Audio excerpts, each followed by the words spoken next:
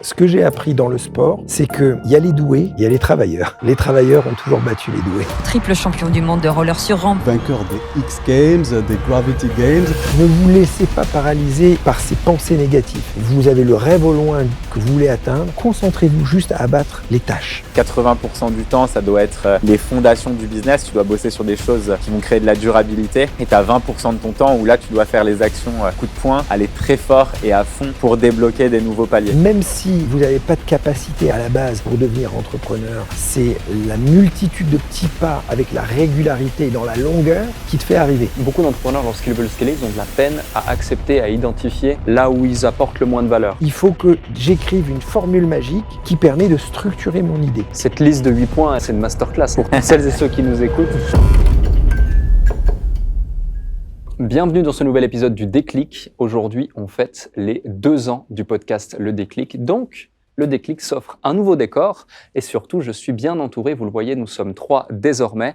On aura d'une part à chaque fois notre invité du jour et également un invité co-animateur à mes côtés. Aujourd'hui, c'est Guillaume Moubèche, le fondateur de l'Empire, une suite de logiciels valorisés à 150 millions d'euros. Merci d'être là, Guillaume. Ça va être vraiment top.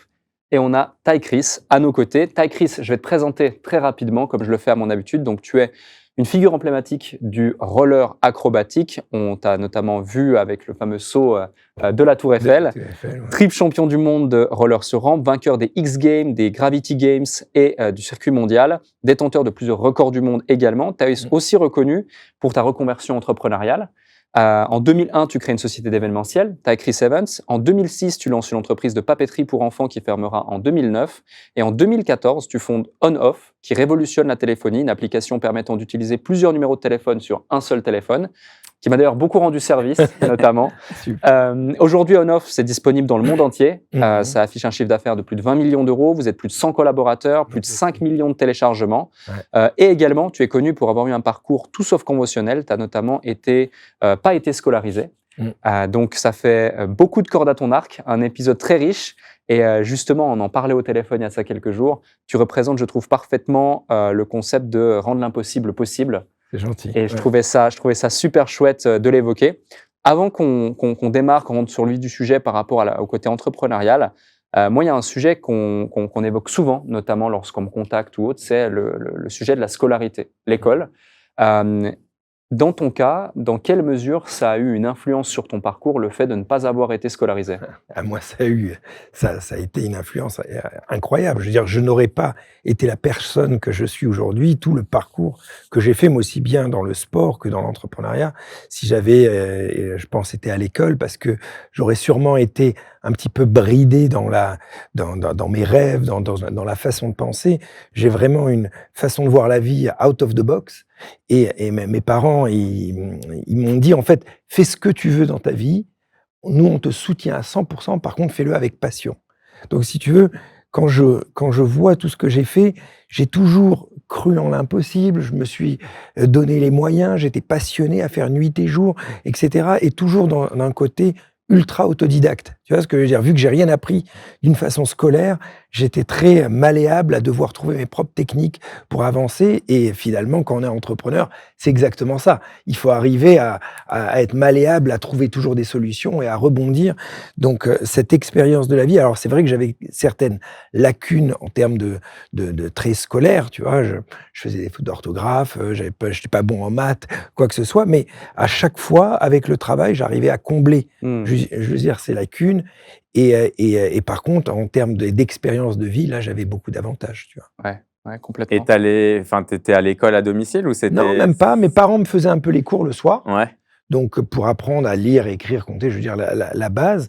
Mais avec mon frère, on était fans de sport, donc on faisait tous les sports inimaginables. Okay. On a fait du tennis pendant longtemps, on a fait l'école du cirque, du kung-fu, l'acrobatie, du nunchaku, de l'apnée, j'étais magicien professionnel pendant quelques années, on a fait du piano. Et en parallèle de tout ça, on a toujours fait du roller, mon frère et moi, mais pas pour faire des championnats, plus comme jeu et comme mode de déplacement avec les copains. Donc c'était au début un mode de déplacement et un mode de jeu avec les copains. Et en grandissant, je me suis dit, en fait, c'est ça que je veux faire. Et là, j'ai commencé à m'entraîner et à faire des compètes. Et voilà, et là, ça a marché. Et du coup, tes potes, tu les rencontrais via le sport Via, essentiellement? exactement, via le roller. En fait, quand j'étais gamin, évidemment, il n'y avait pas de jeux vidéo, il n'y avait pas tout ça. Et donc, tous les gamins, quand ils sortaient de l'école, ils allaient tous au Trocadéro. Ok. C'était vraiment l'endroit où tous les jeunes se retrouvaient de tous les quartiers, finalement. Et donc, il y avait des filles, il y avait de l'ambiance. Et tout le monde était en roller. C'était pas en roller, c'était fini, quoi. Donc, voilà, c'était vraiment une superbe ambiance. Je rebondis justement sur un sujet que tu évoques ici, c'est que tu as essentiellement appris par la pratique. Ouais. C'est quelque chose que tu valorises beaucoup, Toujours dans l'action. l'apprentissage par la pratique. Mhm. À quel point tu penses que c'est un modèle qui a fait la différence? Je sais que Guillaume aussi était surtout sur le terrain également. C'est parce que tu as d'une part le côté théorie, le côté pratique. Bah, en fait, le truc, c'est que c'est bien d'y penser un petit peu à l'avance, à la théorie, à la stratégie, c'est bien de challenger ça. Mais la réalité du parcours est très différente de ce qu'on imagine avant. Ouais. Là, quand j'ai créé On/Off, j'imaginais pas qu'il allait me falloir 10 ans pour en arriver là, qu'il y a eu tellement de difficultés, etc. Et donc, si on commence à trop imaginer en amont, on peut facilement déjà se démoraliser et se mettre des barrières un peu imaginaires. Donc moi, finalement, je suis dans une optique où j'imagine pas les problèmes à plus de 24 heures. Alors que je me lève le matin et j'ai le rêve au loin qui me fait avancer. Donc, c'est suivre l'étoile de devenir champion du monde ou créer une multinationale ou écrire un film, j'en sais rien. Et donc ça me fait rêver. Et après, je suis que dans l'action, à faire des petits pas les uns devant l'autre, à abattre les éléments au jour le jour. Et finalement, ce que m'a vraiment bien appris le sport, c'est la multitude de petits pas avec la régularité dans la longueur qui te fait arriver. Peut-être pour arriver au résultat, il te faudra 2 ans ou 10 ans ou 20 ans, mais tant que tu travailles comme un acharné, quotidiennement, sans relâche, avec une vraie rigueur, eh ben, la route, elle est finalement linéaire vers le haut, même s'il y a toujours un petit peu des hauts et des bas. Tu vois, donc, bien sûr qu'il y a des moments, j'affine un peu la stratégie, mais rarement je pense aussi loin à l'avance. C'est ce que je veux dire. Et c'est assez drôle cette image de l'étoile, le grand rêve et puis les problématiques que tu résous au fur et à mesure. Il y a de ça 2-3 ans, on était tous les deux intervenants dans le même séminaire, je me souviens. Et là, tu avais raconté justement cette épreuve de réussir à sauter de la Tour Eiffel, non pas juste le fait de le faire, de l'exécuter, mais de pouvoir le faire. Avec toutes les étapes, etc. Et je trouve que c'est un excellent exemple justement de régler les problèmes les uns après les autres, Oui, aussi grand soit-il, et puis de résilience. Est-ce que tu peux justement revenir sur cette folle histoire? Ça, c'était dingue parce que, si tu veux, quand tu refais l'histoire après, tu te rends compte que obtenir l'autorisation de sauter de la Tour Eiffel, c'est quelque chose qui est même pas possible normalement. Je veux dire, le gouvernement ne prête pas la Tour Eiffel à un sportif qui va en plus faire un saut extrême en prenant un risque extrême. Mais combien d'autres sportifs ou boîtes d'événementiel ont dû appeler le gouvernement derrière? Donc pour eux, normalement, ils peuvent pas donner ce genre d'autorisation. Et ça a été un mélange de plusieurs choses. Déjà, un mélange d'adaptation à chaque personne que j'avais en face de moi. Alors déjà, j'étais tellement passionné, j'arrivais à partager ce rêve et cette passion à chaque personne que j'avais en face de moi, mais en même temps, j'arrivais à m'adapter, c'est-à-dire que quand j'avais un politicien, on parlait politique, un technicien, on parlait technique, etc. Et j'essayais toujours de me mettre à leur place pour trouver une solution qui les mettait à l'aise. Et c'est une autorisation comme ça, c'est pas que le maire de Paris, c'est bien sûr le maire de Paris, mais également le président de la République, le préfet de police, les Verts, les architectes bâtiments de France, le président de la Tour Eiffel. Je veux dire, c'est plus les directeurs de cabinet, c'est genre 150 réunions et tout le monde doit signer. Ouais. Donc c'est très, très, très compliqué. Donc à chaque fois, on me fermait la fenêtre, la porte, je rentrais par la fenêtre avec un sourire et des idées. Et une technique, ce qui était assez marrante, c'est que plein de fois, et pas que dans le saut de la Tour Eiffel, je me suis retrouvé devant des gens qui ne voulaient pas que le projet aboutisse, quel que soit le projet. Et ces gens-là pouvaient être parfois un petit peu de mauvaise foi, parce que soit ils ne croyaient pas au projet, ou ils trouvaient ça dangereux, ou quoi que ce soit. Et moi, vu que j'étais passionné par mon projet, j'ai essayé de les convaincre pour le faire. Et la technique que j'ai trouvée pour arriver à débloquer ces gens-là qui les bloquaient finalement, c'est de trouver des parades à toutes les barrières qui me mettaient. Et finalement, à chaque parade que je trouvais, avec des astuces, quoi, en quelque sorte, eh ben, je les mettais de plus en plus face à leur mauvaise foi, jusqu'au moment où j'avais trouvé toutes les parades, et là, ils disaient: «Bon, OK, c'est possible». Je vous donne quelques exemples, des anecdotes. Par exemple, le 2e saut que j'ai fait, il y a eu la tour Eiffel, mais il y a eu aussi le Sacré-Cœur. Au Sacré-Cœur, je ne pouvais pas mettre de structure lourde parce que ça pouvait faire tout effondrer, tout le Sacré-Cœur. Il y avait des carrières sous le Sacré-Cœur et donc, malgré que j'avais eu le haut patronage de la présidence de la République, etc., la mairie d'arrondissement me dit: «Vous ne pouvez pas installer votre structure là puisque les trous sous le Sacré-Cœur peuvent tout faire effondrer». Alors je leur ai dit: «Est-ce qu'on peut faire des tests de sol, etc.?» Ils me disent: «Malheureusement, c'est pas fiable à 100%, donc ça pourra pas marcher. Et en plus, ça coûte des centaines de milliers d'euros, mais surtout, c'est pas fiable à 100%. Donc là, normalement, j'étais dans une impasse. C'était impossible d'avoir une autorisation. Et donc, l'astuce que j'ai trouvée, c'est de me dire: je vais prendre une équipe d'ingénieurs et je vais mesurer le poids de tous les touristes qui marchent tous les jours au pied du Sacré-Cœur et voir quel poids cela représente et abaisser ma structure avec des poutres en bois qui représentent le même poids que tous ces touristes, et cela prouvé scientifiquement. Tu vois, donc j'ai trouvé comme ça une astuce et je suis arrivé avec ce dossier et du coup ça a marché. Et donc il y a eu plein de petites techniques comme ça, toujours avec beaucoup d'imagination. Donc je dirais que c'est la passion, le rêve, la remise en question, le penser out of the box pour trouver des solutions et l'empathie et l'adaptation à chaque personne. On en parlait tout à l'heure, justement, ton parcours entrepreneurial avec d'abord la boîte d'événementiel, ensuite la papeterie et J'en ai On-Off. même plein d'autres, hein, tu sais, hein. J'ai commencé. Alors, le truc, ce qui est drôle, c'est que j'ai jamais voulu être entrepreneur à la base. C'est que simplement, mes parents étaient en grande difficulté financière. J'ai commencé à gagner un peu d'argent avec le roller et je me suis dit, ça va pas durer toute la vie, ça va durer 1 an, 2 ans, il faut vite que je fasse quelque chose pour sécuriser l'avenir. Donc, au début, j'ai commencé à ouvrir un magasin de roller. Mais après, c'était difficile parce que je faisais mes compètes en même temps et j'étais tellement nul côté entrepreneuriat, j'y connaissais rien. Donc, si tu veux, je faisais toutes les erreurs. J'ai appris the hard way, comme on dit, c'est-à-dire à faire vraiment toutes les erreurs les unes derrière les autres. Donc, il y a eu le magasin de roller. Après, il y a eu des skateparks que j'ai conseillés aux mairies pour fabriquer les skateparks. Donc, après, j'ai carrément fabriqué mes propres skateparks. Donc, je designais sur AutoCAD les skateparks et je les fabriquais et je les vendais aux mairies. Après, j'ai acheté mes propres rampes et j'ai fait cette boîte d'événementiel où je louais des rampes avec des riders et on faisait des shows. Donc là, c'était très fun. Après, et à chaque fois, c'était marrant parce que c'était sur le lit d'hôpital. Dès que je me cassais la jambe ou le bras, et ben là, je commençais à cogiter, à essayer de créer des trucs. Donc, il y a eu les gammes de papeterie. Donc là, je vendais à Carrefour, Leclerc, des agendas, des cahiers, des trousses, des cartables, des stylos. Mais pas que à mon image. J'ai eu aussi l'image de Tony Parker, de Matt Pokora, Christophe Maé, Nintendo, MTV. Après, j'ai eu une boisson énergétique comme Red Bull, avant que Red Bull se lance en France. Pareil, que j'avais référencé en grande distrib. Et après, j'ai failli lancer des biscuits chocolatés sous licence. Et finalement, je ne l'ai pas fait. Après, je suis parti un peu dans le cinéma. Ça n'a pas marché. Bon, plein de choses comme ça. Donc, tous ces projets entrepreneuriat, il y a eu à chaque fois des réussites et des échecs. Mais à chaque fois, j'ai appris une leçon.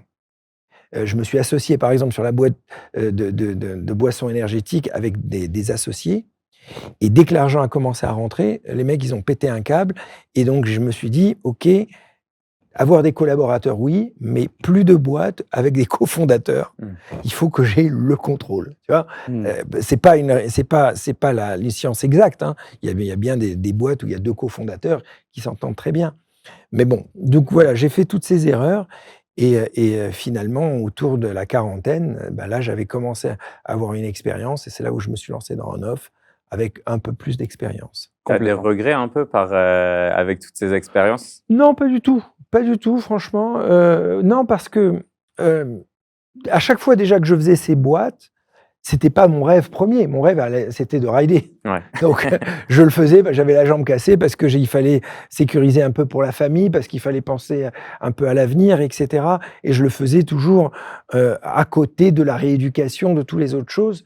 Et vu que j'apprenais à chaque fois sur la route, et un truc, c'est que dans ma philosophie, quand on est au fond du gouffre, tout s'effondre. J'ai même écrit un petit proverbe autour de ça, c'est quand vous êtes au fond du gouffre,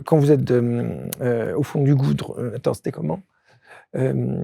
Quand vous êtes au fond du gouffre dans le trou, trouvez-vous un rêve, suivez-le aveuglément, il vous ramènera à la lumière. Je me rappelle plus comment je l'ai écrit, mais c'est à peu près ça. Globalement, c'est qu'à chaque fois qu'un projet s'effondrait et que, par exemple, j'ai eu un dépôt de bilan, ça m'est arrivé, j'aurais pu rentrer dans une déprime, mais ce que je faisais, c'est que je m'attachais à un nouveau rêve instantanément. Ok. Et dès que je m'accrochais à ce nouveau rêve, pouf, le problème d'avant, il disparaissait. Et vu que je suis un rêveur, c'était reparti. Et pareil avec les accidents. Dans le sport, quand la jambe était cassée, c'est pas grave, je repars dans un autre projet et la jambe cassée, on l'oublie. Dans ton cas, Guillaume, également, ce que vous avez fait avec l'Emlist, l'Empire, c'est aussi énorme. Est-ce que tu avais toi aussi un grand rêve et tu l'as encore peut-être pour pouvoir aller chercher ça, ou est-ce que step by step, ça en est venu ce que c'est devenu Ouais, moi je pense que l'ambition c'est comme l'appétit, tu vois, ça vient en mangeant. Et tu sais, il y avait toujours. Enfin, au départ, moi je complexais un peu en tant qu'entrepreneur parce que je voyais des gens, tu sais, qui avaient cette vision à 10 ans de ce qu'ils voulaient faire et tout. Et en fait, moi, ma vision, elle était assez simple, hein. C'était juste gagner assez d'argent pour pouvoir payer le loyer que ma copine payait parce que c'était un peu galère, tu vois, et on vivait dans 25 mètres carrés. Donc, j'avais pas trop d'ambition au départ. Mais par contre, ce qui me faisait vibrer, c'était comment est-ce que je peux aider un maximum de personnes. J'avais, avant l'Emlist, tu sais, j'avais galéré, j'avais raté un business de t-shirts, une autre agence que j'avais lancée qui n'avait pas trop bien fonctionné et tout. Donc, j'arrivais un petit peu à bout et les gens me disaient, bah, juste prends un taf comme tout le monde. Et ça, j'avais pas du tout envie. Donc, tu sais, c'est une phase où tu n'as pas de confiance en toi, tu sais pas trop exactement si tu vas réussir ou pas.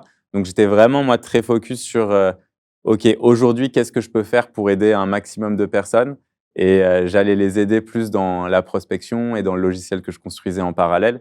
Et en fait, petit à petit, quand ça a commencé à marcher, quand on a commencé à avoir des milliers de clients, puis des dizaines de milliers de clients, là, tu commences à te dire, bon, ton impact, il peut être un peu plus grand. Et ce que j'aime bien, en fait, avec l'entrepreneuriat, c'est que, en fait, tu sais, il y a beaucoup de gens qui te disent il faut travailler dur, etc., sans vraiment comprendre pourquoi tu dois travailler dur. Et pour moi, tu travailles pas dur parce que c'est ce qui va rapporter le plus à ta boîte. Tu travailles dur parce qu'en fait, c'est ce qui va te permettre de construire cette confiance qui va te permettre d'imaginer des choses beaucoup plus grandes.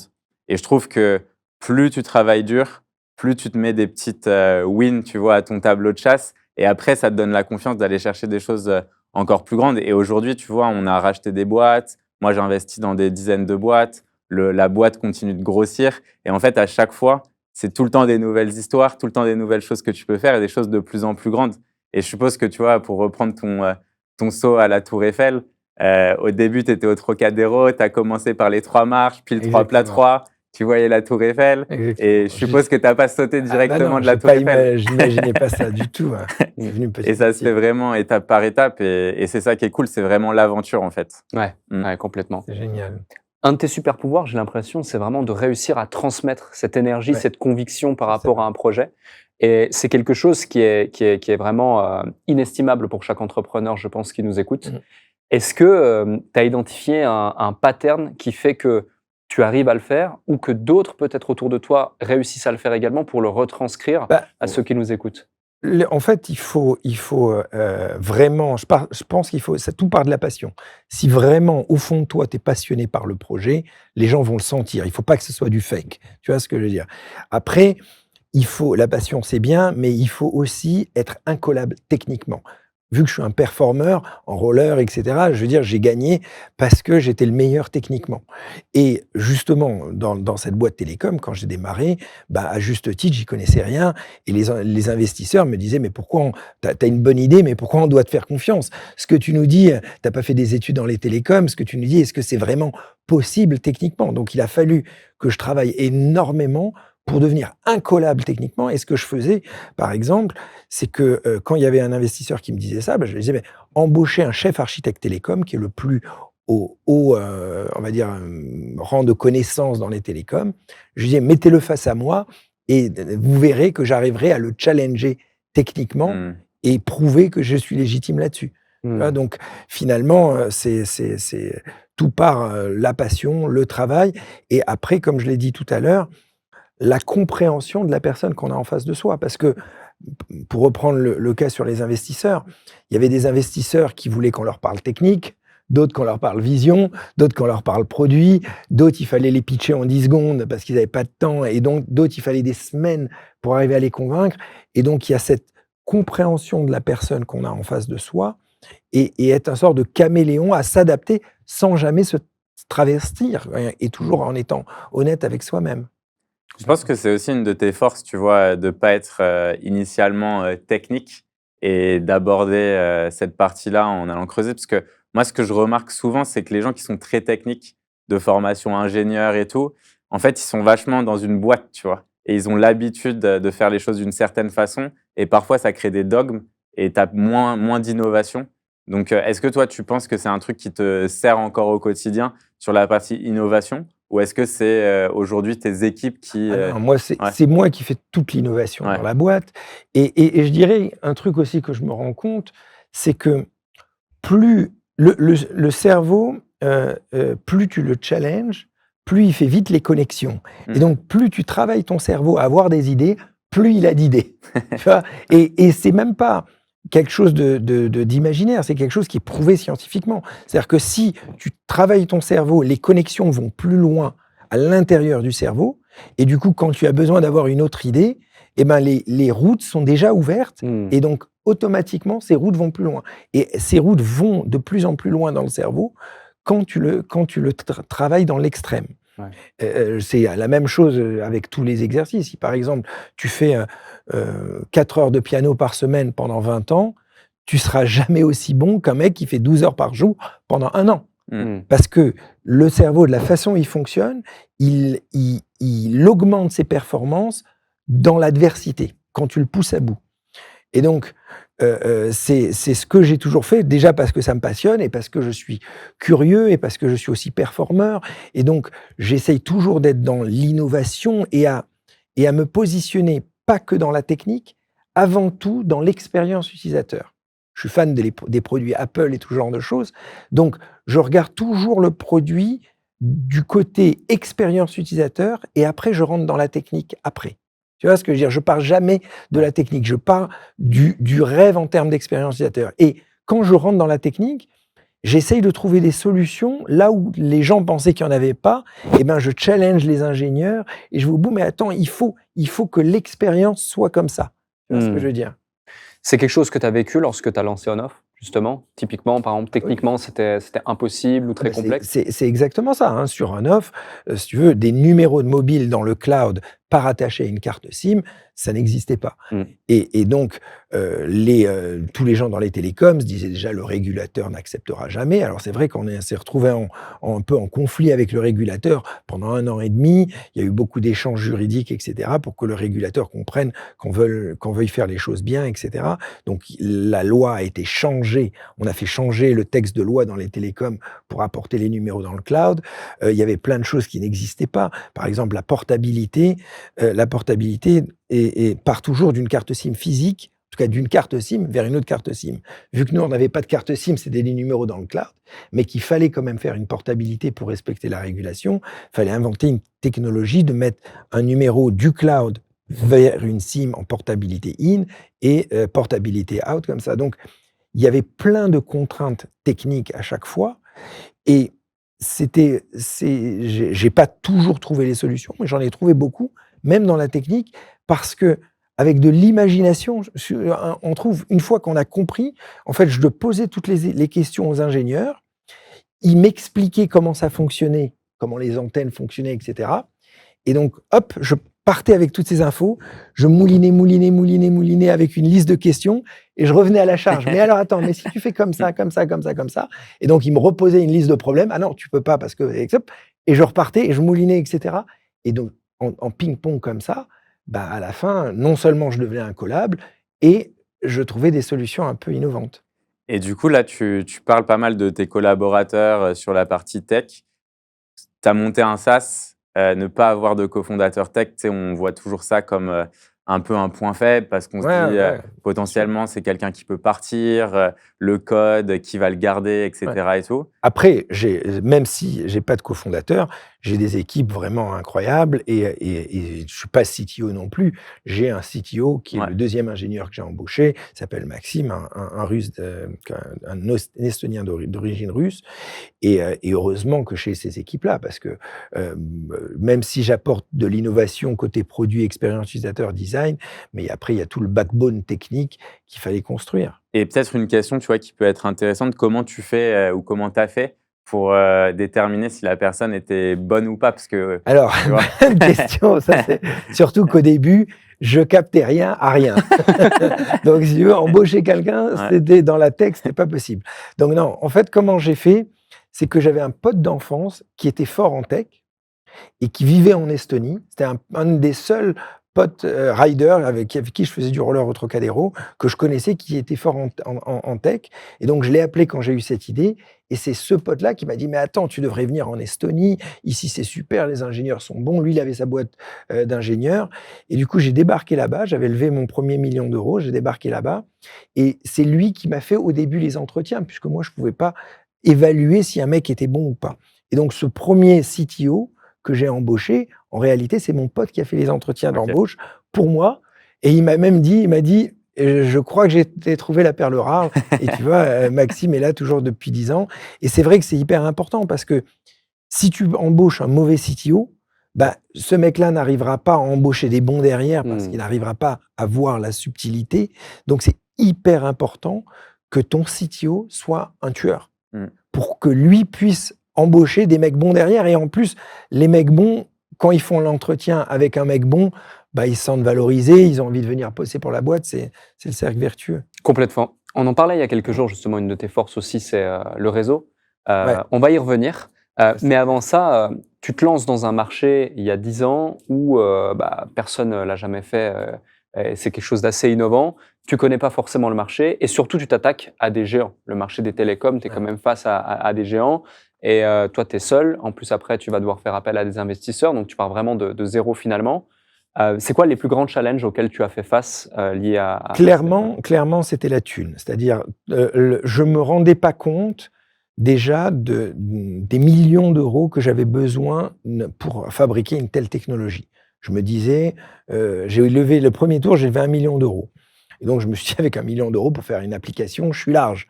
En réalité, quand j'ai embauché 20 ingénieurs, qu'on a travaillé pendant 1 an, j'ai payé des trucs télécom, etc., le million était parti. Et donc, dans un sens, mon amateurisme de sous-évaluer le prix réel était pas mauvais parce que ça m'a permis d'y croire et de me lancer, de commencer à 1 million, 2 millions, etc., etc. Mais ça a été infernal parce que j'étais dans un cercle, un sorte de le serpent qui se mordait la queue. Il me fallait plus d'argent pour fabriquer un produit qui marche et je ne pouvais pas vendre le produit correctement s'il ne marchait pas. Tu vois ce que je veux dire ? Et donc, il fallait constamment que je trouve de nouveaux investisseurs pour arriver à enfin un produit qui marche. Donc, c'était très, très dur. Et tous les gens professionnels de l'industrie, en tout cas les fonds d'investissement, ne voulaient pas mettre 1 euro dans la boîte. Parce qu'ils se disaient, comme tu disais, ce solo founder, rollerman, il n'y connaît rien, il n'a jamais été à l'école, monde des télécoms, milieu régulé, etc. Laisse tomber. Et donc, j'ai fait une sorte de crowdfunding avec plein de gens que je rencontrais, un par un. Et là, un peu comme je disais tout à l'heure, le côté passion, le côté remise en question, adaptation de l'interlocuteur et être incollable techniquement m'a permis petit à petit de trouver l'argent. Mais c'est ça qui a été le plus dur. Ça a été même frustrant parce que, tu vois, en 10 ans, on a levé 20 millions, ce qui est super. Mais c'est pas beaucoup par rapport à d'autres boîtes aux États-Unis. Et la moindre boîte aurait levé 100 ou 200 millions. Donc finalement, il a fallu faire beaucoup avec quand même peu de moyens. Ouais. Et j'ai une question par rapport à ça, parce que du coup, comme tu l'expliques au départ, tu lèves ton premier million, toi tu te dis je vais créer une application, commencer à la commercialiser, potentiellement tu donnes à tes investisseurs des projections de croissance, ou en tout cas tu leur donnes une idée du revenu que toi t'espères faire. Tu arrives à ce stade où tu te dis, en fait, il me faut plus pour faire une vraie app qui fonctionne et tout. Tu es donc dans des conditions pour lever qui sont peut-être un peu moins bonnes. Ah ouais, même très mauvaises. J'étais en Comment galère. comment tu gères? C'est quoi un peu les dilutions? Enfin, tu vois? C'est un bon point, c'est une très bonne question que tu dis parce que il y a beaucoup d'entrepreneurs qui seront dans cette situation et comment tu fais quand tu es vraiment en situation de faiblesse? Et Ouais. moi, j'ai été en situation de faiblesse pendant les 5 premières années. Même presque plus après, mais c'était surtout les 5 premières années où c'était catastrophique parce qu'on perdait énormément d'argent, aucun fonds d'investissement quoi, on faisait pas d'argent, quasiment pas. On commençait à faire un petit peu de chiffre d'affaires, mais on perdait tout et les fonds d'investissement ne voulaient pas investir et j'avais besoin constamment de millions supplémentaires. Donc en fait, comment j'ai fait? Au début, j'ai levé 1 000 000 pour 20 de la boîte. Ouais. OK, logique, ça c'est le truc standard. Généralement, quand quelqu'un lève de l'argent, c'est toujours 20 sur le premier tour. 10, c'est s'il est très fort et 30 si s'il est très mauvais. Mais 20, c'est le bon. Mais vu que le premier million, au bout d'un an, il était parti, je me suis dit: «Mais attends» et qu'au bout d'un an, j'ai refait mes calculs, je me suis rendu compte, c'est pas 1 million que j'ai besoin minimum 2 millions de plus. Ouais. Et même là, je m'étais gouré complet. Donc je me suis dit: «Attends, si tu as donné 20 pour le premier million, là tu as besoin de 2 millions de plus, mais en réalité, tu vas perdre toute ta boîte, donc c'est pas possible». Et donc, qu'est-ce que j'ai fait? C'est que je n'ai pas fait une levée de fonds, j'ai vendu des obligations convertibles OK. qui donnent un discount sur le prochain tour avec un floor qui est au même tour que celui d'avant. D'accord. Donc en fait et avec un délai de 40 mois. Globalement, les mecs, je leur faisais signer un papier, j'avais l'argent tout de suite, ce qui est hyper pratique parce que quand tu fais une levée de fonds, c'est déjà c'est coûteux pour les avocats, ça prend des mois de négociation, de faire les pactes, et cetera et il faut arriver à convaincre tous les investisseurs à signer, tous au même moment, aux mêmes conditions, donc c'est quelque chose qui met très longtemps et vu que tu as besoin du cash tous les jours, tout de suite, c'est pas quelque chose que tu peux faire facilement. Avec les obligations convertibles, en réalité, j'avais les papiers dans mon sac Ouais. et je faisais signer Le des gars dit oui, tu le signes maintenant, demain. et j'ai le chèque Ouais, tout de c'est suite, ça. quoi. Ça m'est arrivé de m'asseoir dans l'avion à une place qui était pas la mienne et le mec, à la fin du vol, m'a donné 300 000 € en écho, tu vois? C'était quoi l'avion? C'était Tallinn-Paris, tu vois? Et donc et en fait, ce que je leur vendais était correct. Je leur dis: «Écoute, tu étais pas là au tour d'avant. Ouais, mais je te mets les mêmes conditions. Le pacte, de toute façon, tu adhères au pacte, mais tu étais pas là au tour d'avant, donc tu pourras pas avoir la valo du tour d'avant. Mais il y aura une augmentation de capital dans les prochains mois. Si tu signes maintenant, tu as 35 de discount». J'avais donné un c'est pas énorme mal. discount. Ouais, c'est beaucoup, ouais. Et si dans les 40 mois, il n'y a pas d'augmentation de capital, je convertis ton argent à la valo d'avant.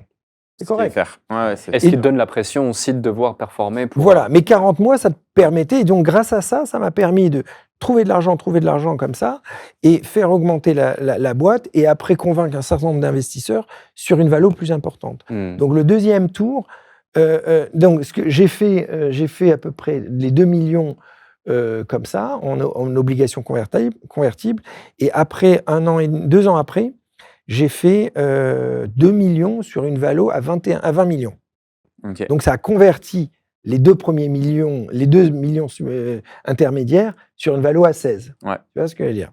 Et donc là, ça a converti, mais j'ai continué à faire pendant des années des obligations convertibles et j'ai levé comme ça, après près de 150 investisseurs, 10 millions d'euros, qu'avec des BA.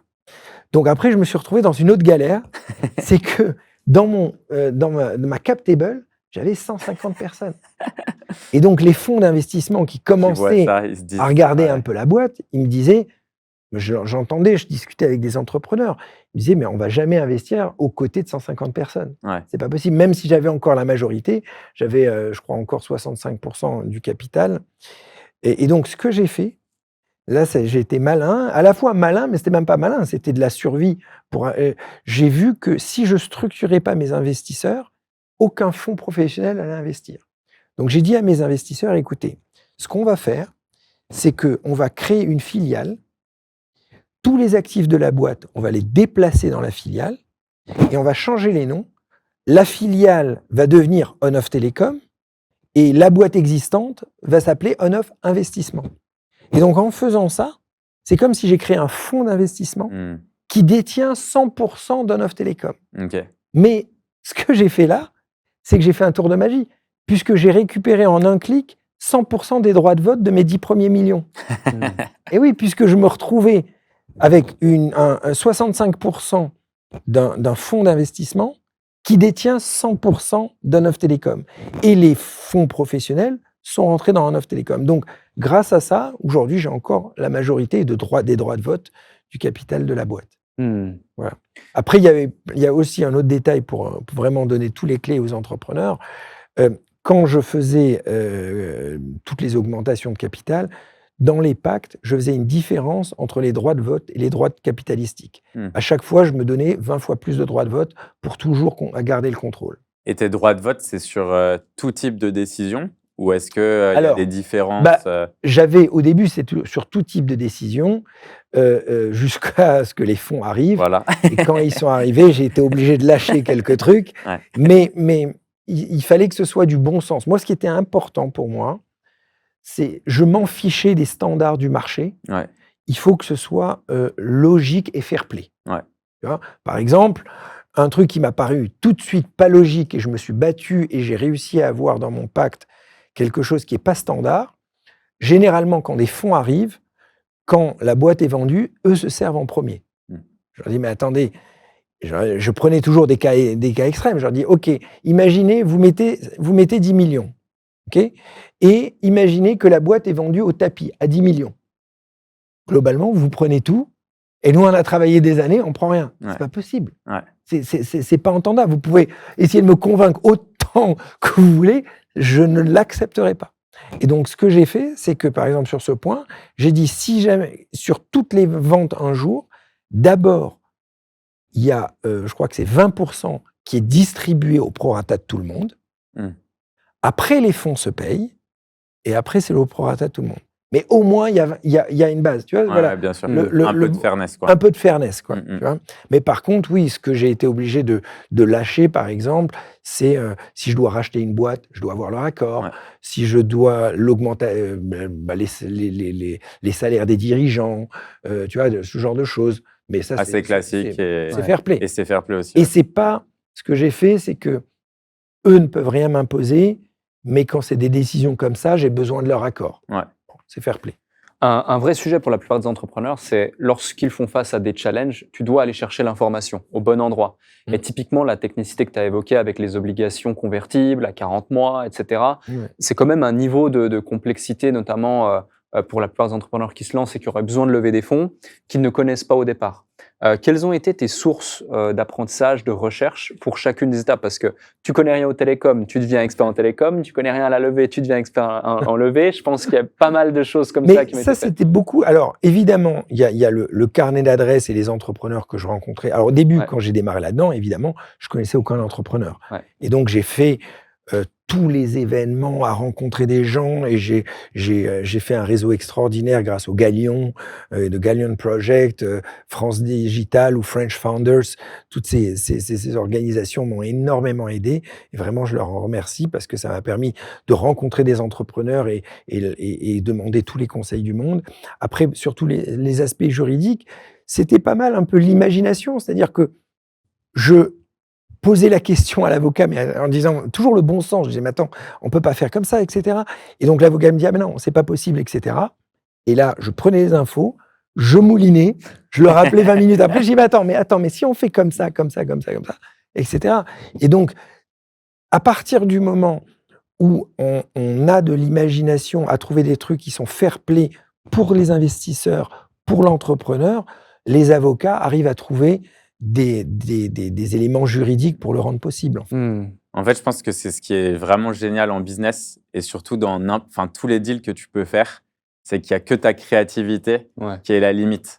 Parce que, tu vois, typiquement, moi, j'ai revendu une première boîte et la structure du deal, c'est là où j'ai commencé à découvrir ce qu'était un earn-out. Donc, tu peux gagner de l'argent en fonction de différents paliers, tu peux gagner de l'argent en fonction, juste toi, tu vas reprendre un pourcentage du chiffre d'affaires de la boîte pendant X années. En fait, tu peux faire exactement ce que tu veux. Et quand j'ai racheté une boîte, là, il y a 1 an, un truc comme ça, en fait, je n'avais pas forcément énormément de cash. Je ne voulais pas mettre énormément de cash en upfront. Donc, je crois que j'avais mis 2 millions, un truc comme ça, upfront.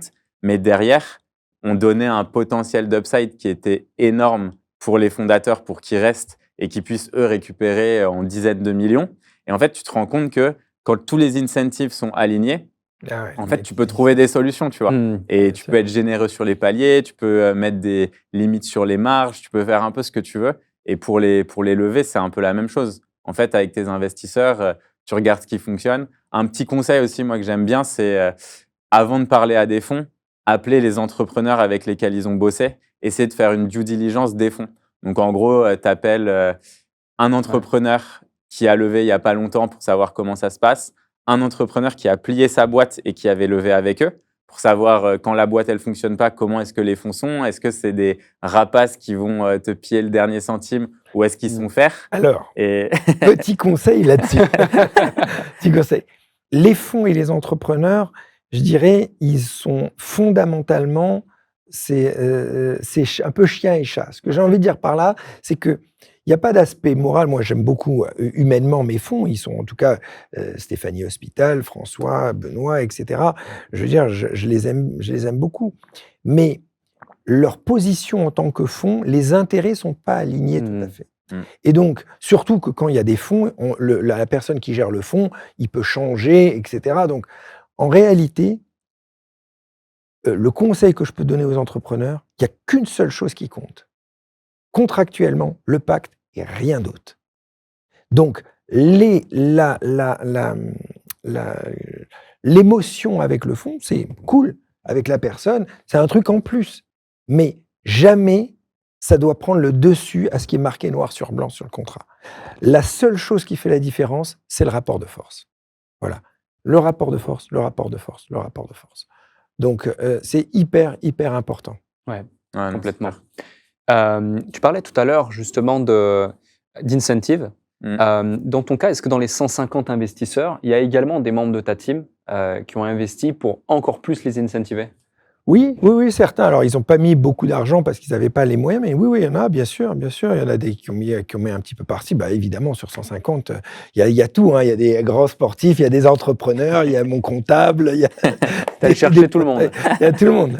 C'est drôle. Et tu me disais au téléphone il y a quelques jours que tu as 11 000 contacts dans ton téléphone, que ça fait des années, que chaque contact, tu notes dans ton carnet contact des informations sur lui. Exactement. Et que c'est en partie que tu les as même catégorisés. J'ai mis des mots-clés, un sort de mini Google. Crevard.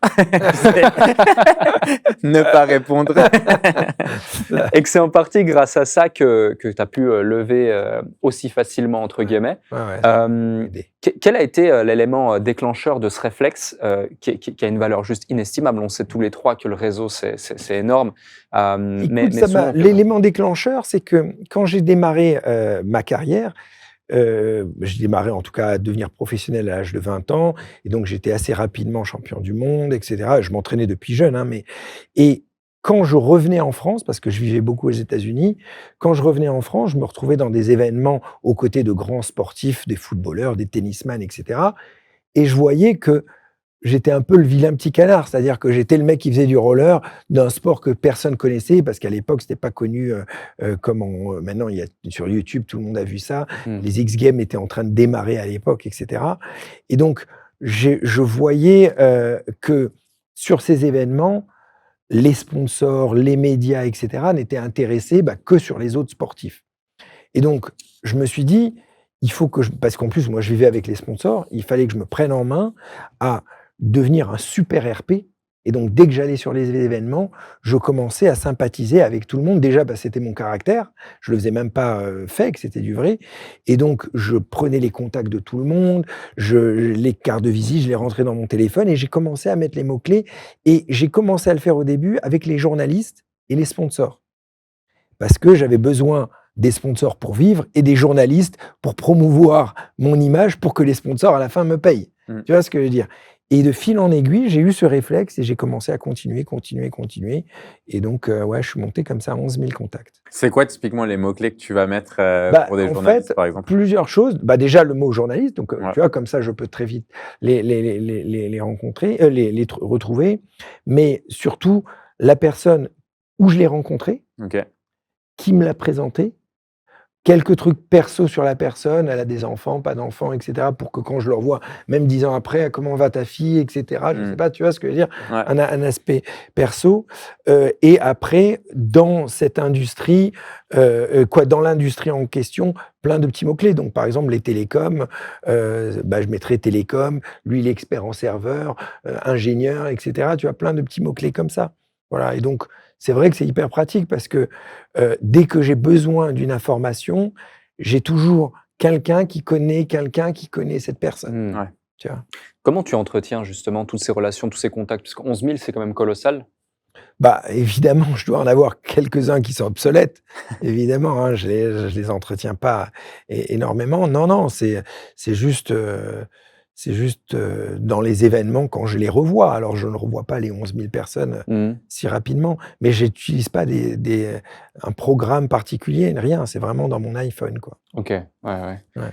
Et justement, auprès de ces 130 investisseurs où tu as pu lever, là, en l'occurrence, 10 millions, Mmh. c'était quoi les arguments clés, outre la passion, la motivation que tu mettais en avant? Bah, tout le monde trouvait l'idée géniale. Donc tout le monde trouvait l'idée géniale parce que c'était quelque chose, se disait: «C'est fou, une application qui permet de générer un deuxième numéro en un clic». C'est de la seule chose où il y avait quelques difficultés parfois, c'est que des gens disaient: «Mais OK, c'est super une appli qui génère un numéro, mais pourquoi j'aurais besoin d'un deuxième numéro?»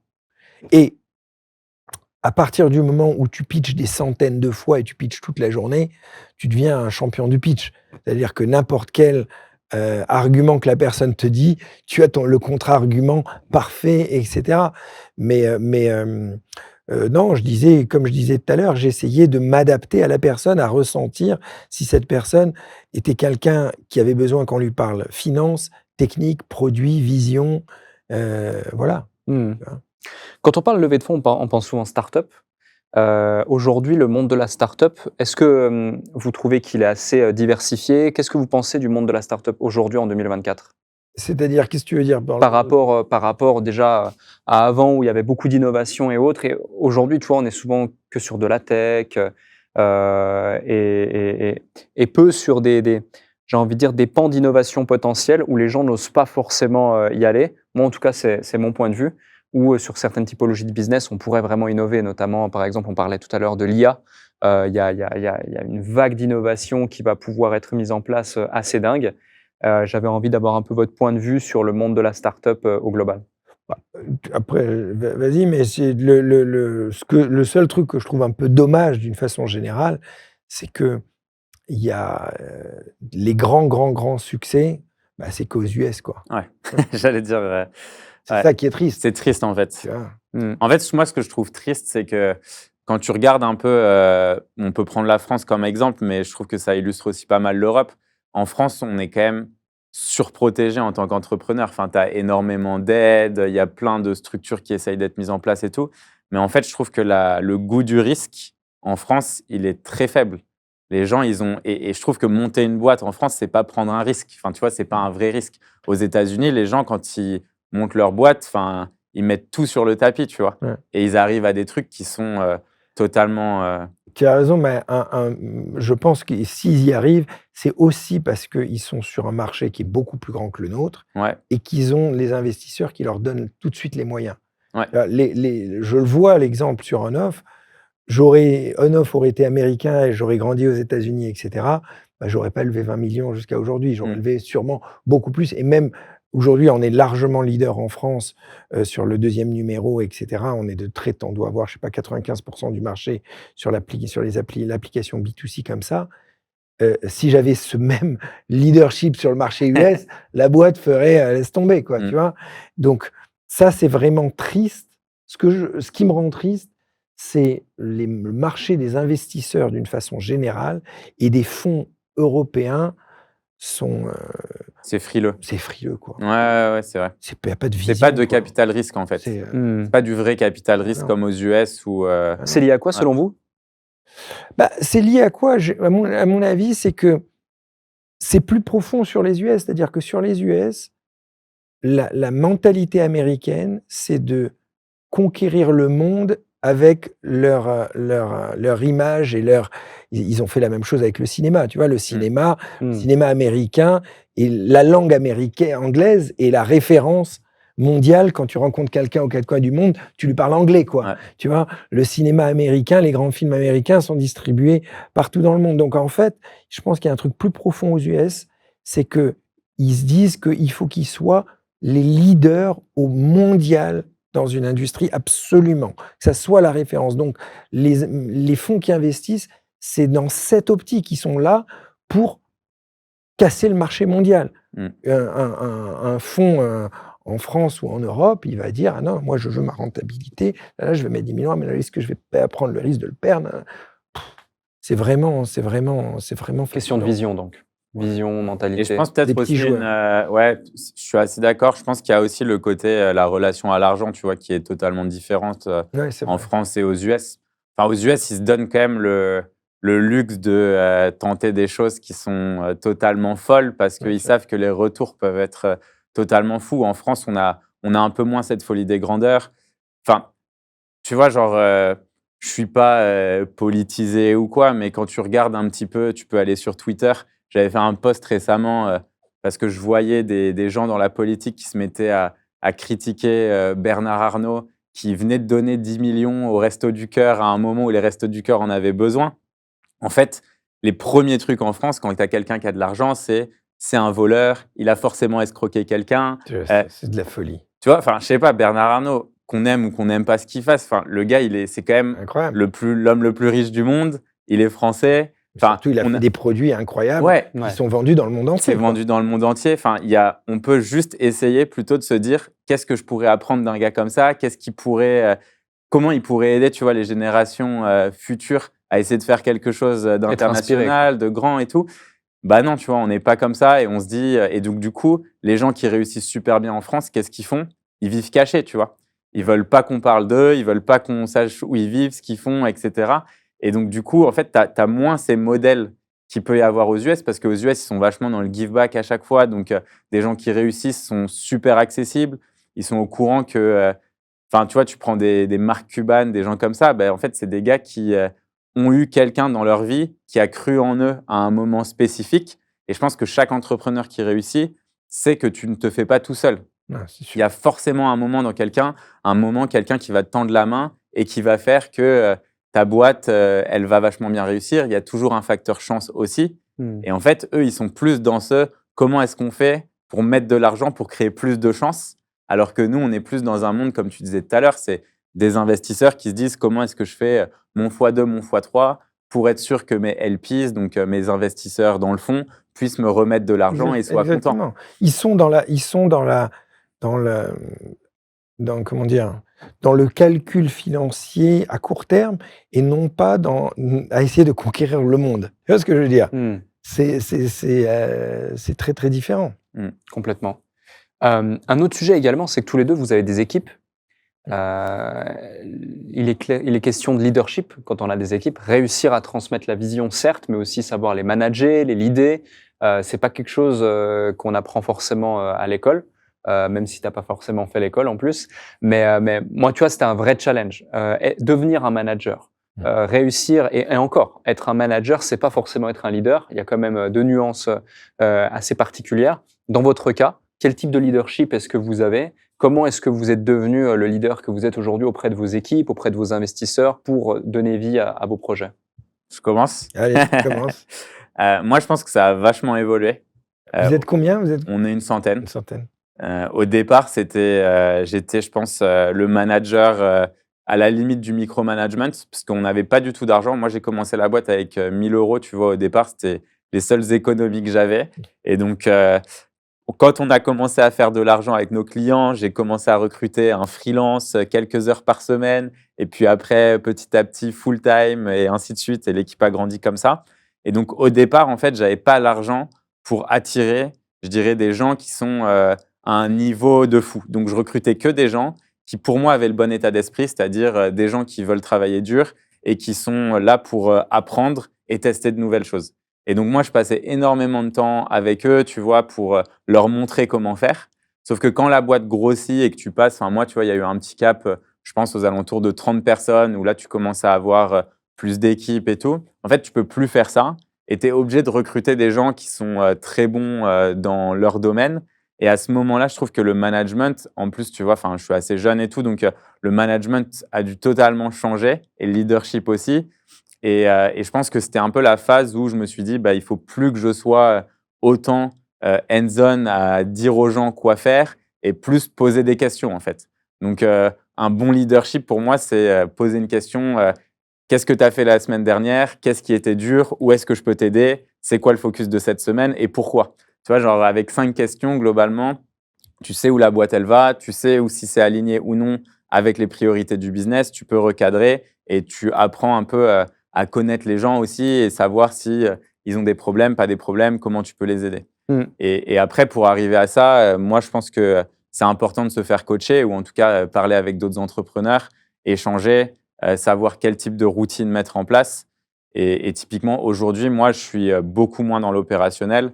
On en parlait un peu tout à l'heure, mais j'ai recruté un COO qui est aussi General Manager et qui me permet, en fait, moi, d'être plus focus sur la vision, mes gros projets que j'ai à côté, sur le contenu, ce que je vais appeler top up funnel, tu vois, donc attirer plus de gens, des nouvelles boîtes qu'on va racheter, etc. Et ça, tu vois, je pense qu'il faut essayer de suivre un peu sa passion. Et un autre truc après, peut-être, qui est important dans le leadership, c'est juste recruter les bonnes personnes. Et ça, tu es obligé de faire des erreurs. Et en gros, il y avait un truc, j'ai lu beaucoup de livres sur le recrutement, tu sais, avec les scorecards pour être sûr de déterminer spécifiquement pour un rôle donné. Et en fait, ça, j'en reviens beaucoup. Et la façon dont je recrute maintenant, elle est beaucoup plus simple et beaucoup plus liée avec qui je suis. C'est mon intuition, en fait. Après les meetings, en fait, moi, à chaque fois que j'ai un meeting avec quelqu'un dans mon équipe, je colorie mon calendrier. Et mon calendrier, il a 3 couleurs. Rouge, c'est que ça m'a pris de l'énergie. Vert, c'est que c'est neutre. Et bleu, c'est que ça m'a donné de l'énergie. Et à la fin de chaque semaine, je regarde mon calendrier. Et quand je vois beaucoup de rouge, je regarde le type de personne que c'est. Et si c'est, tu vois, une personne que je dois voir toutes les semaines et c'est rouge, en fait, je vais changer de manager pour cette personne parce que je sais que c'est pas le même niveau d'énergie et que ça fonctionnera pas, tu vois. Et ça, je pense que c'est vachement important. Ouais, c'est vraiment similaire sur beaucoup de points, hein. Quand j'ai démarré, c'était pareil. En fait, j'avais pas les moyens d'avoir des équipes à mes côtés, donc j'étais un peu multifonction à faire beaucoup de micromanagement, mais à devoir faire la finance, à faire les business plans, faire le marketing, faire le design pour m'occuper du produit, etc. Donc, j'étais vraiment fourré au moulin et c'est difficile parce qu'on n'est pas expert dans tous ces domaines et devoir faire un petit peu tout à la fois. Et donc, au début, il n'y avait pas vraiment de management, c'était un peu vraiment faire un peu tout à la fois. Et en grandissant, j'ai commencé, comme toi, à prendre un COO. Maintenant, j'ai un COO qui manage tout au quotidien, directeur financier, etc. Et donc, ça m'a permis, moi, de me sortir un peu de ça. Le truc, c'est que ça ne me passionnait pas d'une façon extrême de devoir manager au quotidien les gens. Je le faisais au début quand j'avais pas trop le choix, parce qu'il y avait rien, je ne pouvais pas embaucher des gens, mais je trouvais que j'étais beaucoup plus, j'apportais beaucoup plus pour la boîte si j'étais dans la vision à long terme et j'étais dans l'action à fabriquer des éléments du produit, dans l'innovation, etc.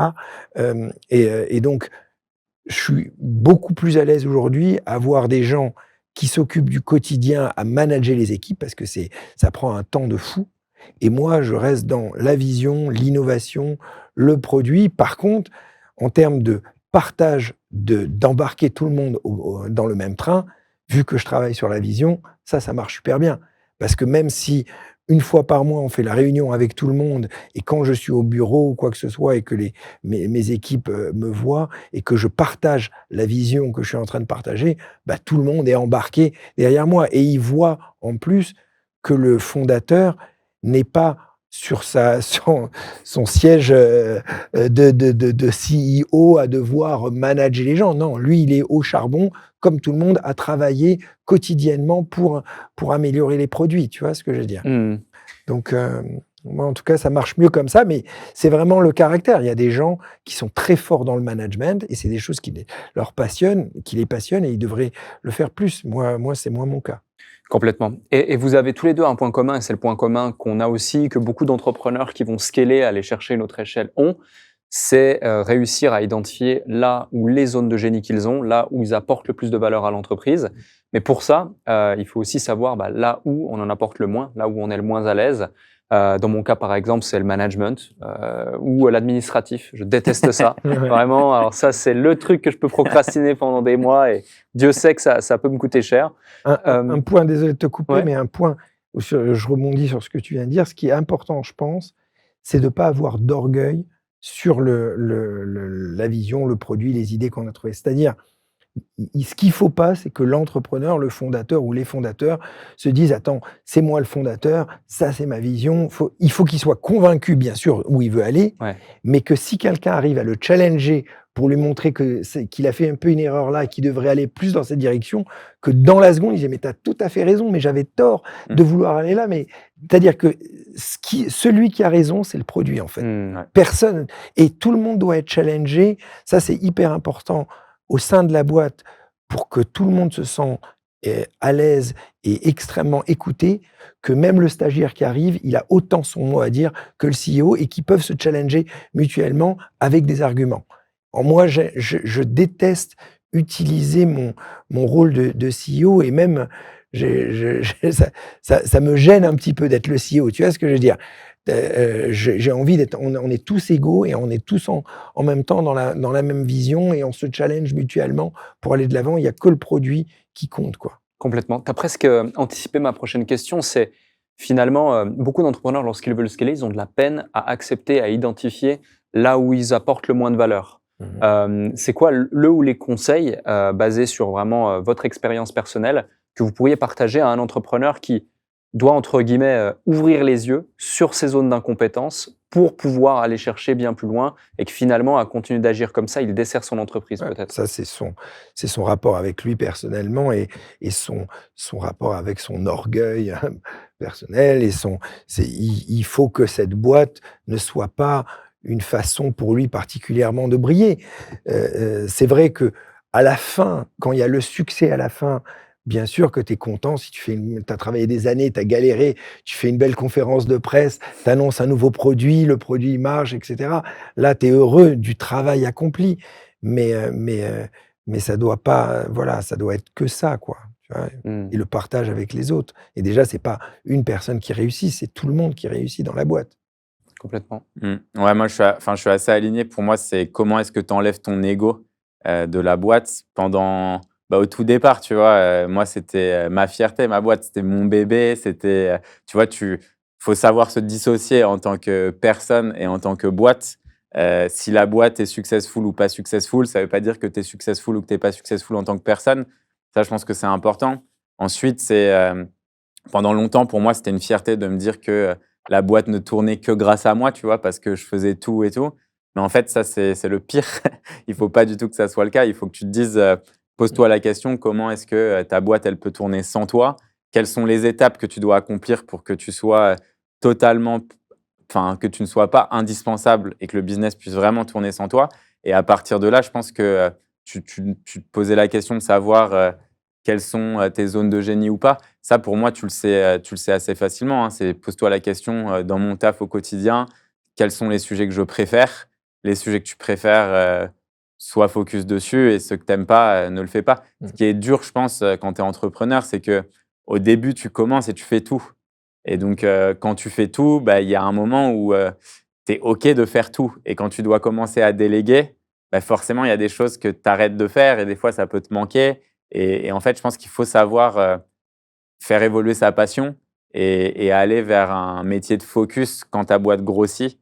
Ou sinon, si ce n'est pas le cas, c'est recruter quelqu'un qui va faire grossir ta boîte et toi, lancer plein de nouveaux projets très innovants. Je pense que Steve Jobs, tu vois, c'était un peu ce qu'il faisait. Je pense qu'il est très mauvais pour scaler une boîte. C'était un gars qui parlait ultra mal à ses employés et tout. Mais par contre, il était très créatif. Et en tout cas, il savait reconnaître les bonnes idées. Parce que tu vois, si tu regardes la plupart des projets que Steve Jobs a lancés lui-même, c'était des échecs. Mais par contre, savoir reconnaître le succès ou la bonne idée, lui, il était très, très bon là-dedans.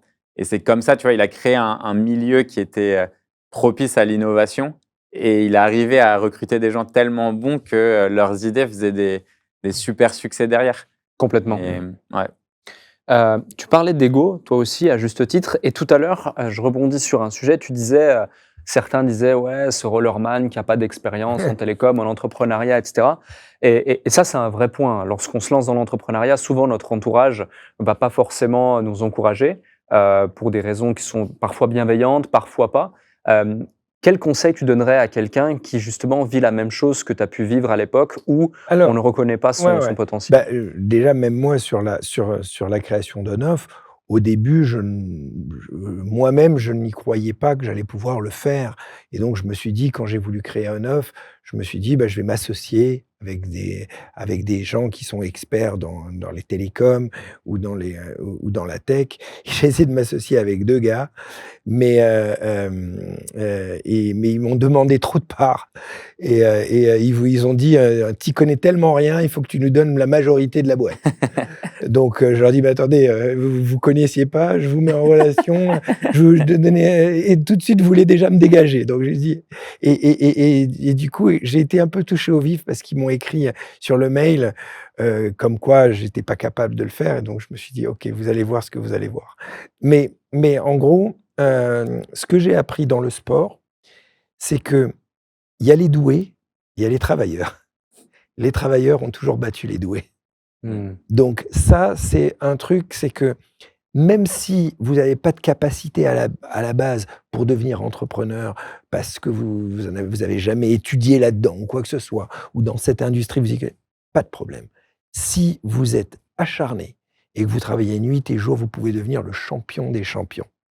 Donc ça, c'est vraiment le message de fond qu'il faut se dire et c'est important parce que, on a toujours, quand on n'a pas fait, on se dit: «Ah mais ouais, mais non, mais moi peut-être ça va être dur, j'y connais rien» et cetera et l'entourage nous ramène vers le bas. Moi, j'ai des super potes qui sont vraiment des bons potes, mais qui me donnaient des conseils vraiment de potes, qui me disaient: «Mais Taïk, tu devrais c'est pas ton métier, tu devrais quand même» et cetera et finalement non, C'est juste fonce, donne tout.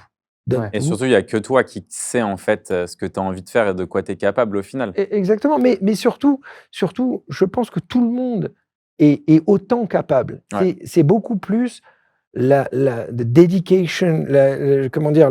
Le temps et l'intensité, ouais. l'investissement et l'intensité pendant le nombre d'années qui fera le résultat. Tu comprends? Je prenais cet exemple, que les travailleurs dépassaient les doués.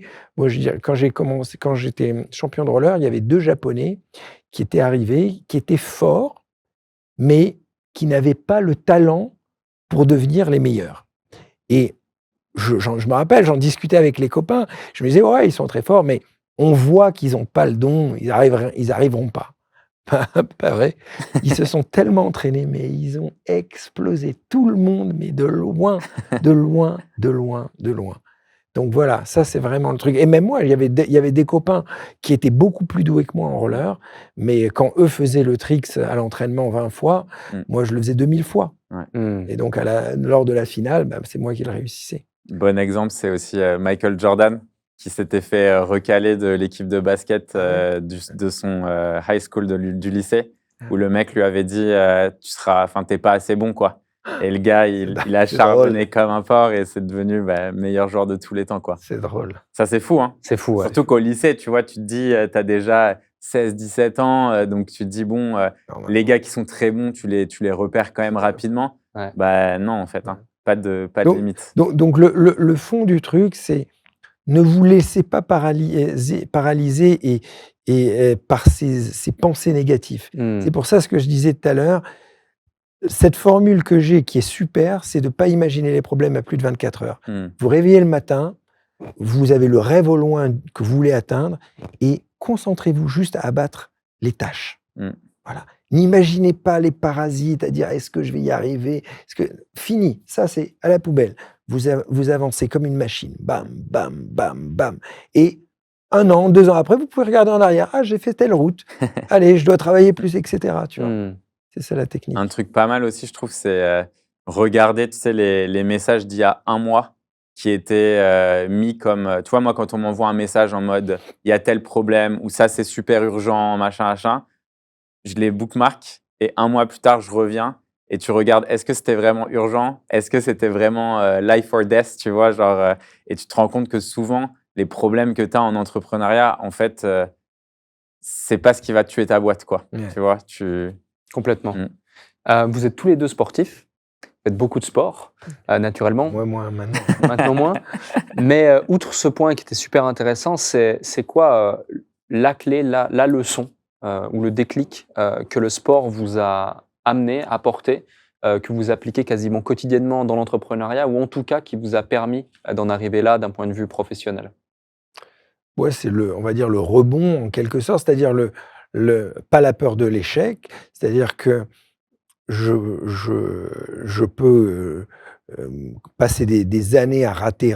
Je sais que petit à petit, les choses vont se débloquer. Il y a un truc que j'ai appris dans le sport qui était intéressant, c'est que, et c'est marrant comment le cerveau fonctionne et même comment la vie fonctionne par rapport à ça, c'est que quand je travaillais des figures, il fallait que je fasse 1000 à 2000 fois le saut avant de réussir à trouver l'angle de rotation pour réussir le saut. Et dans ces 2000 fois, généralement, j'en faisais entre 40 et 60 par jour, donc ça prenait des mois et des mois. Et avant d'avoir le bon angle de rotation, il y a des moments où on est vraiment dans un cul-de-sac. C'est-à-dire qu'on travaille et on se dit, mais en fait, j'y arriverai jamais. C'est-à-dire qu'on dit, mais putain, j'arriverai pas à faire le saut. Et le sport m'a appris que si tu continues à travailler, même en ayant l'impression de travailler pour rien, à un moment, il y a un déclic qui se fait et une porte qui s'ouvre. Et dans l'entrepreneuriat, c'est pareil. C'est-à-dire que je le vois dans ma boîte, il y a plein de moments où tu broies du noir, mais c'est vraiment catastrophique. Tout va mal, quoi. Et en fait, le sport m'a aidé à me rappeler, de me dire, OK, même si tu as l'impression que tu vas dans le mur, que ça va pas, continue, tête froide, oublie ça, continue.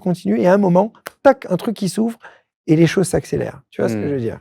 Ouais. Ah, c'est très cool. Tu l'as vécu à un moment donné, ce truc, tu as l'impression que tout va mal dans ta boîte, tu broies du noir et boum, ça s'ouvre? Ah ouais, plein de fois. T'as une anecdote?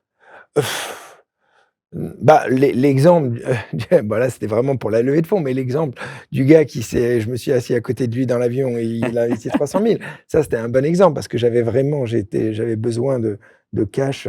La boîte était vraiment limite financièrement.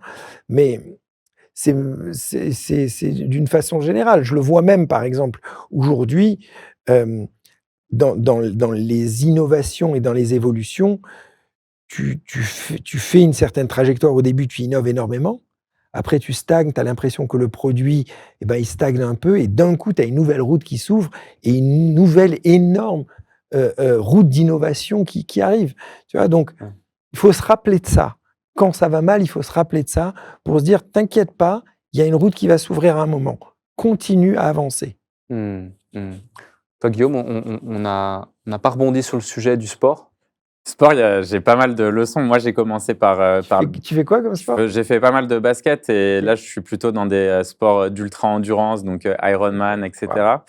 Et pour le basket, moi, ce que j'ai appris très rapidement, c'est que les meilleures équipes, c'est celles qui fonctionnent ensemble et elles battront toujours les meilleurs joueurs. Donc, très souvent, ça m'est arrivé d'avoir, tu vois, des équipes avec vraiment des joueurs incroyables et en fait, juste pour des histoires d'ego, perdre des matchs décisifs. Donc ça, c'est avec des équipes, tu vois, qui s'entendaient bien, mais qui individuellement étaient moins bonnes. Donc ça, tu vois, je pense que quand tu montes une boîte, l'harmonie qu'il y a dans la boîte, faire en sorte que les gens puissent bosser ensemble, c'est vraiment ultra important. Et le sport d'endurance, c'est un truc que j'ai découvert et il y a, je dirais, 2 leçons. C'est la bataille constante que tu peux avoir avec ton mental. Tu vois, quand le mental veut arrêter, qu'est-ce qui fait que tu as envie de continuer? Donc, quand tu penses que tu es vraiment à la fin, en fait, il te reste sûrement 30 ou 40%. Tu peux toujours repousser tes limites. Et ensuite, je dirais que le deuxième point, ça, c'est plus pour tous ceux qui font aussi de la course à pied ou du vélo, etc. Et ça va très bien avec l'entreprise. C'est que si tu veux aller très vite, il faut s'entraîner à aller très lentement aussi, tu vois. Et en fait, quand tu regardes un petit peu comment fonctionne le cœur, quand tu travailles, quand tu t'entraînes, En fait, tu passes 80% de ton temps, c'est ce qu'on appelle la zone 2, donc l'endurance fondamentale. Il faut aller doucement, il faut que tu puisses parler, etc. Et tu n'as que 20% du temps où tu dois travailler des intensités qui sont très élevées. Et en fait, en business, pour moi, c'est la même chose. 80% du temps, ça doit être les fondations du business. Tu dois bosser sur des choses qui vont créer de la durabilité. Et tu as 20% de ton temps où là, tu dois faire les actions un peu coup de poing, aller très fort et à fond dans un sujet pour débloquer des nouveaux paliers. Mais si tu n'as pas la fondation solide, ça ne marchera jamais et tu t'épuiseras. Et c'est comme ça que les gens font des burn-out, quoi. Complètement. J'ai envie de rebondir sur un sujet qui peut toucher tous les entrepreneurs qu'on a évoqué tout à l'heure en off. Tu disais que vous êtes une centaine de personnes aujourd'hui et vous étiez monté jusqu'à 130. Ouais. Et à un moment donné, tu as dû remercier une trentaine de personnes. Comment tu as vécu cette phase et qu'est-ce qui t'a poussé Évidemment, c'était dur de licencier 30 personnes, mais c'est la vie malheureusement de l'entreprise et on avait des circonstances atténuantes. En fait, on avait fait un prêt auprès d'un venture loan et donc on avait signé 10 millions d'euros de prêt avec ce venture loan. On avait touché les premiers 5 millions et les autres 5 millions, on devait les débloquer automatiquement, contractuellement, si on arrivait à un certain chiffre d'affaires avant une certaine date. Et donc, puisqu'on avait, ces 10 millions ont servi pour faire vraiment croître la boîte.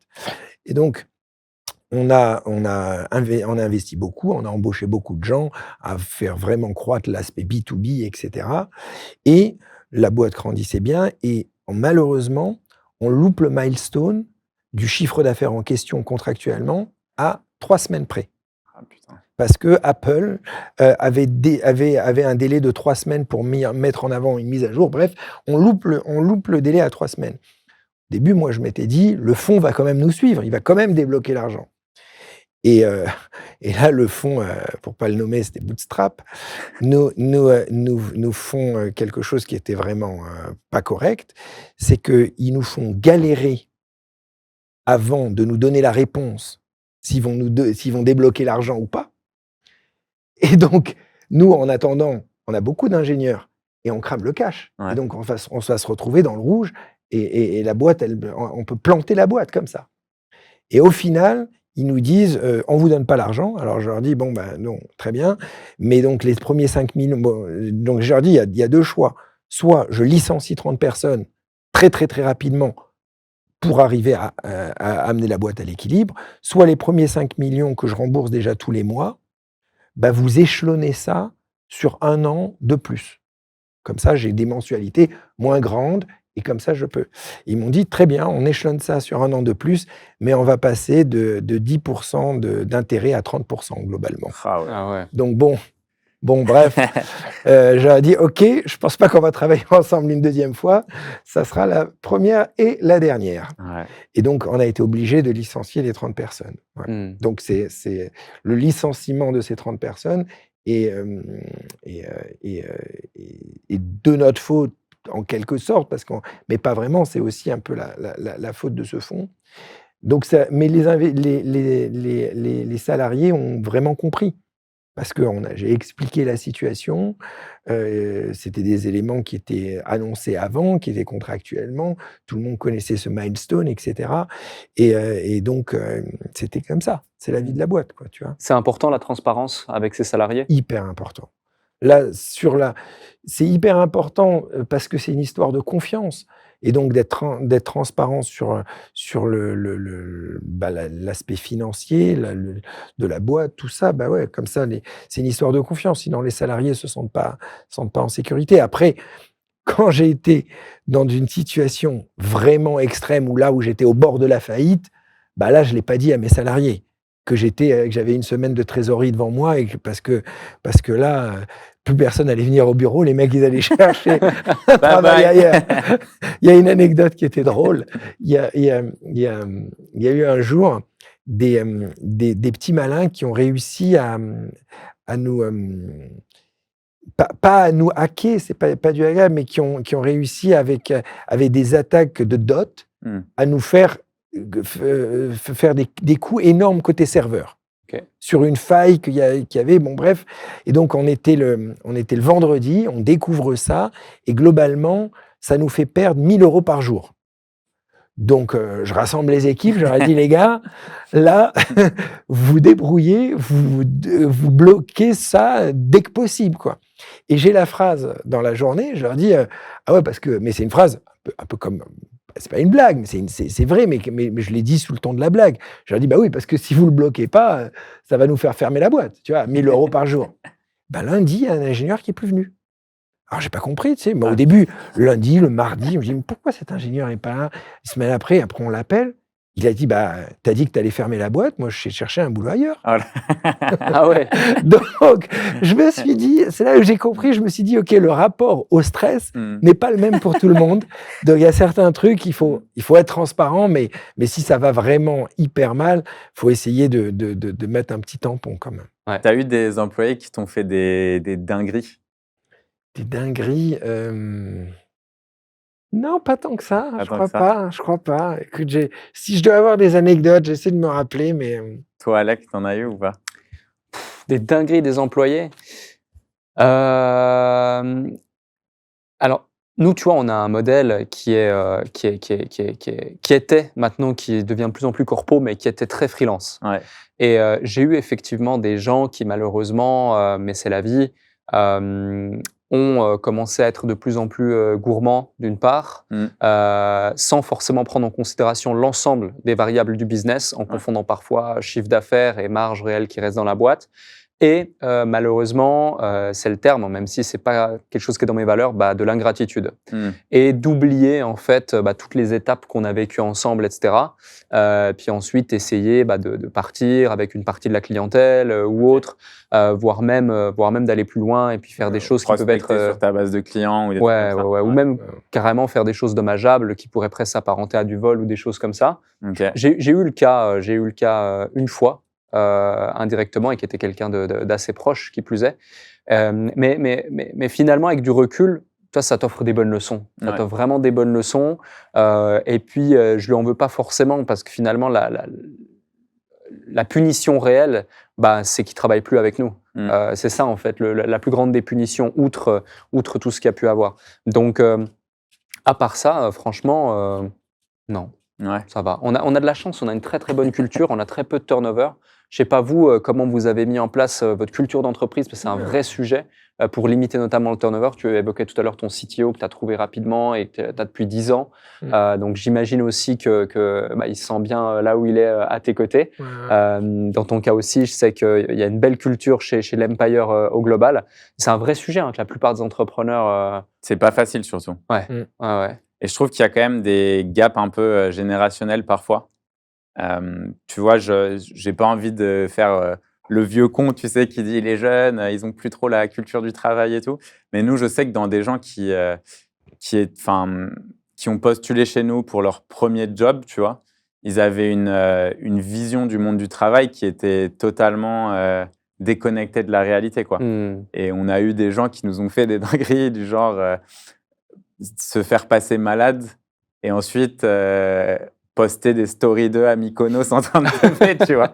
Et donc, tu te dis, mais ça, c'est un truc que quand tu as 20 ans, à la limite, tu vois, genre, tu peux faire et tout, mais tu te dis, il y a des fois, il y a des gens, Donc, et pareil, nous, on a une culture où, en fait, on fait énormément confiance, tu vois, genre, les gens qui arrivent, on leur donne des cartes de crédit, tu vois, on veut pas, en fait, qu'il y ait des process qui prennent trop de temps et qui fassent que la boîte aille lentement, tu vois. Donc, si tu viens de rejoindre la boîte, tu veux faire des dépenses de moins de 500 balles pour t'acheter des logiciels, j'en sais rien, des trucs dont tu as besoin, en fait, il faut que tu puisses le faire, tu vois.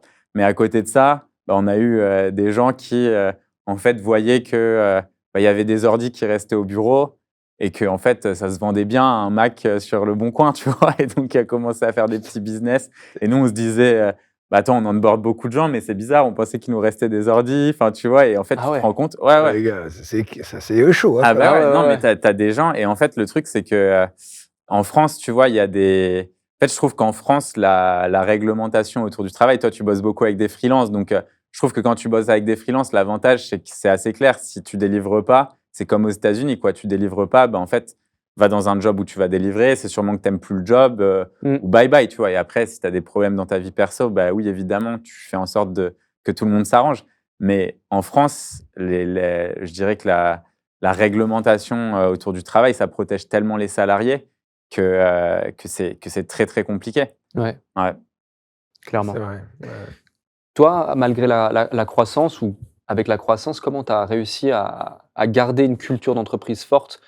Surtout que c'est très lié aussi à ta capacité à impulser une vision, à donner ce leadership. Quand tu as 1 personne, 10 personnes, 20 personnes, tu arrives à avoir cette proximité. Quand tu as 100 personnes, tu l'as peut-être beaucoup moins? Écoute, oui, après, ça s'est fait quand même sur différentes étapes parce que d'abord j'étais en Estonie Mmh.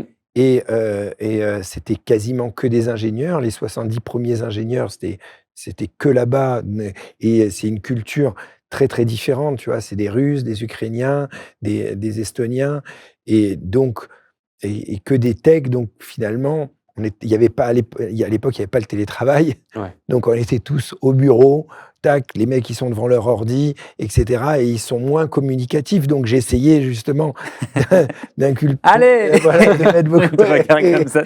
exactement. Mais non, après ce que je faisais, c'est qu'évidemment on organisait tous les mois un grand dîner tous ensemble ou un événement. On allait faire un bowling, on allait faire des randonnées, et cetera, des trucs pour créer des liens entre les équipes. Certaines personnes importantes de la boîte ont eu des actions gratuites ou des Mmh. BSPCE, genre de choses. Donc ça aussi pour garder les gens. Et après, c'est pas que moi, c'est vraiment l'équipe de management que j'ai créée autour de moi. J'ai un super COO, directeur financier, et cetera. Donc j'ai vraiment une super équipe. Mmh. Donc là, je parle que d'eux, mais en réalité, j'ai une dizaine de personnes qui partagent cette culture, tu vois? Ouais, complètement.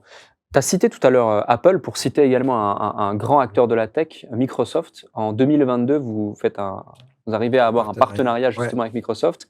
Comment on arrive à avoir un partenariat avec un aussi gros acteur? Alors écoute, en fait, le partenariat avec Microsoft, il n'était pas, on va dire, extraordinaire. C'était plus le partenariat qu'on a eu avec Bouygues, que je ne vais pas expliquer. En fait, le partenariat avec Microsoft, c'est simplement qu'on arrivait dans Microsoft Teams à mettre un numéro de mobile qui permet de générer des SMS dans Teams vers l'extérieur. OK. Et donc, c'était quelque chose que techniquement, personne n'avait réussi à faire au monde, sauf nous. Donc, c'était vraiment le fait qu'on arrive avec ça, avec ce service, Microsoft était ravi parce qu'ils se retrouvent à d'avoir la possibilité sur Microsoft Teams d'acheter un numéro de mobile qui fait des appels et des SMS.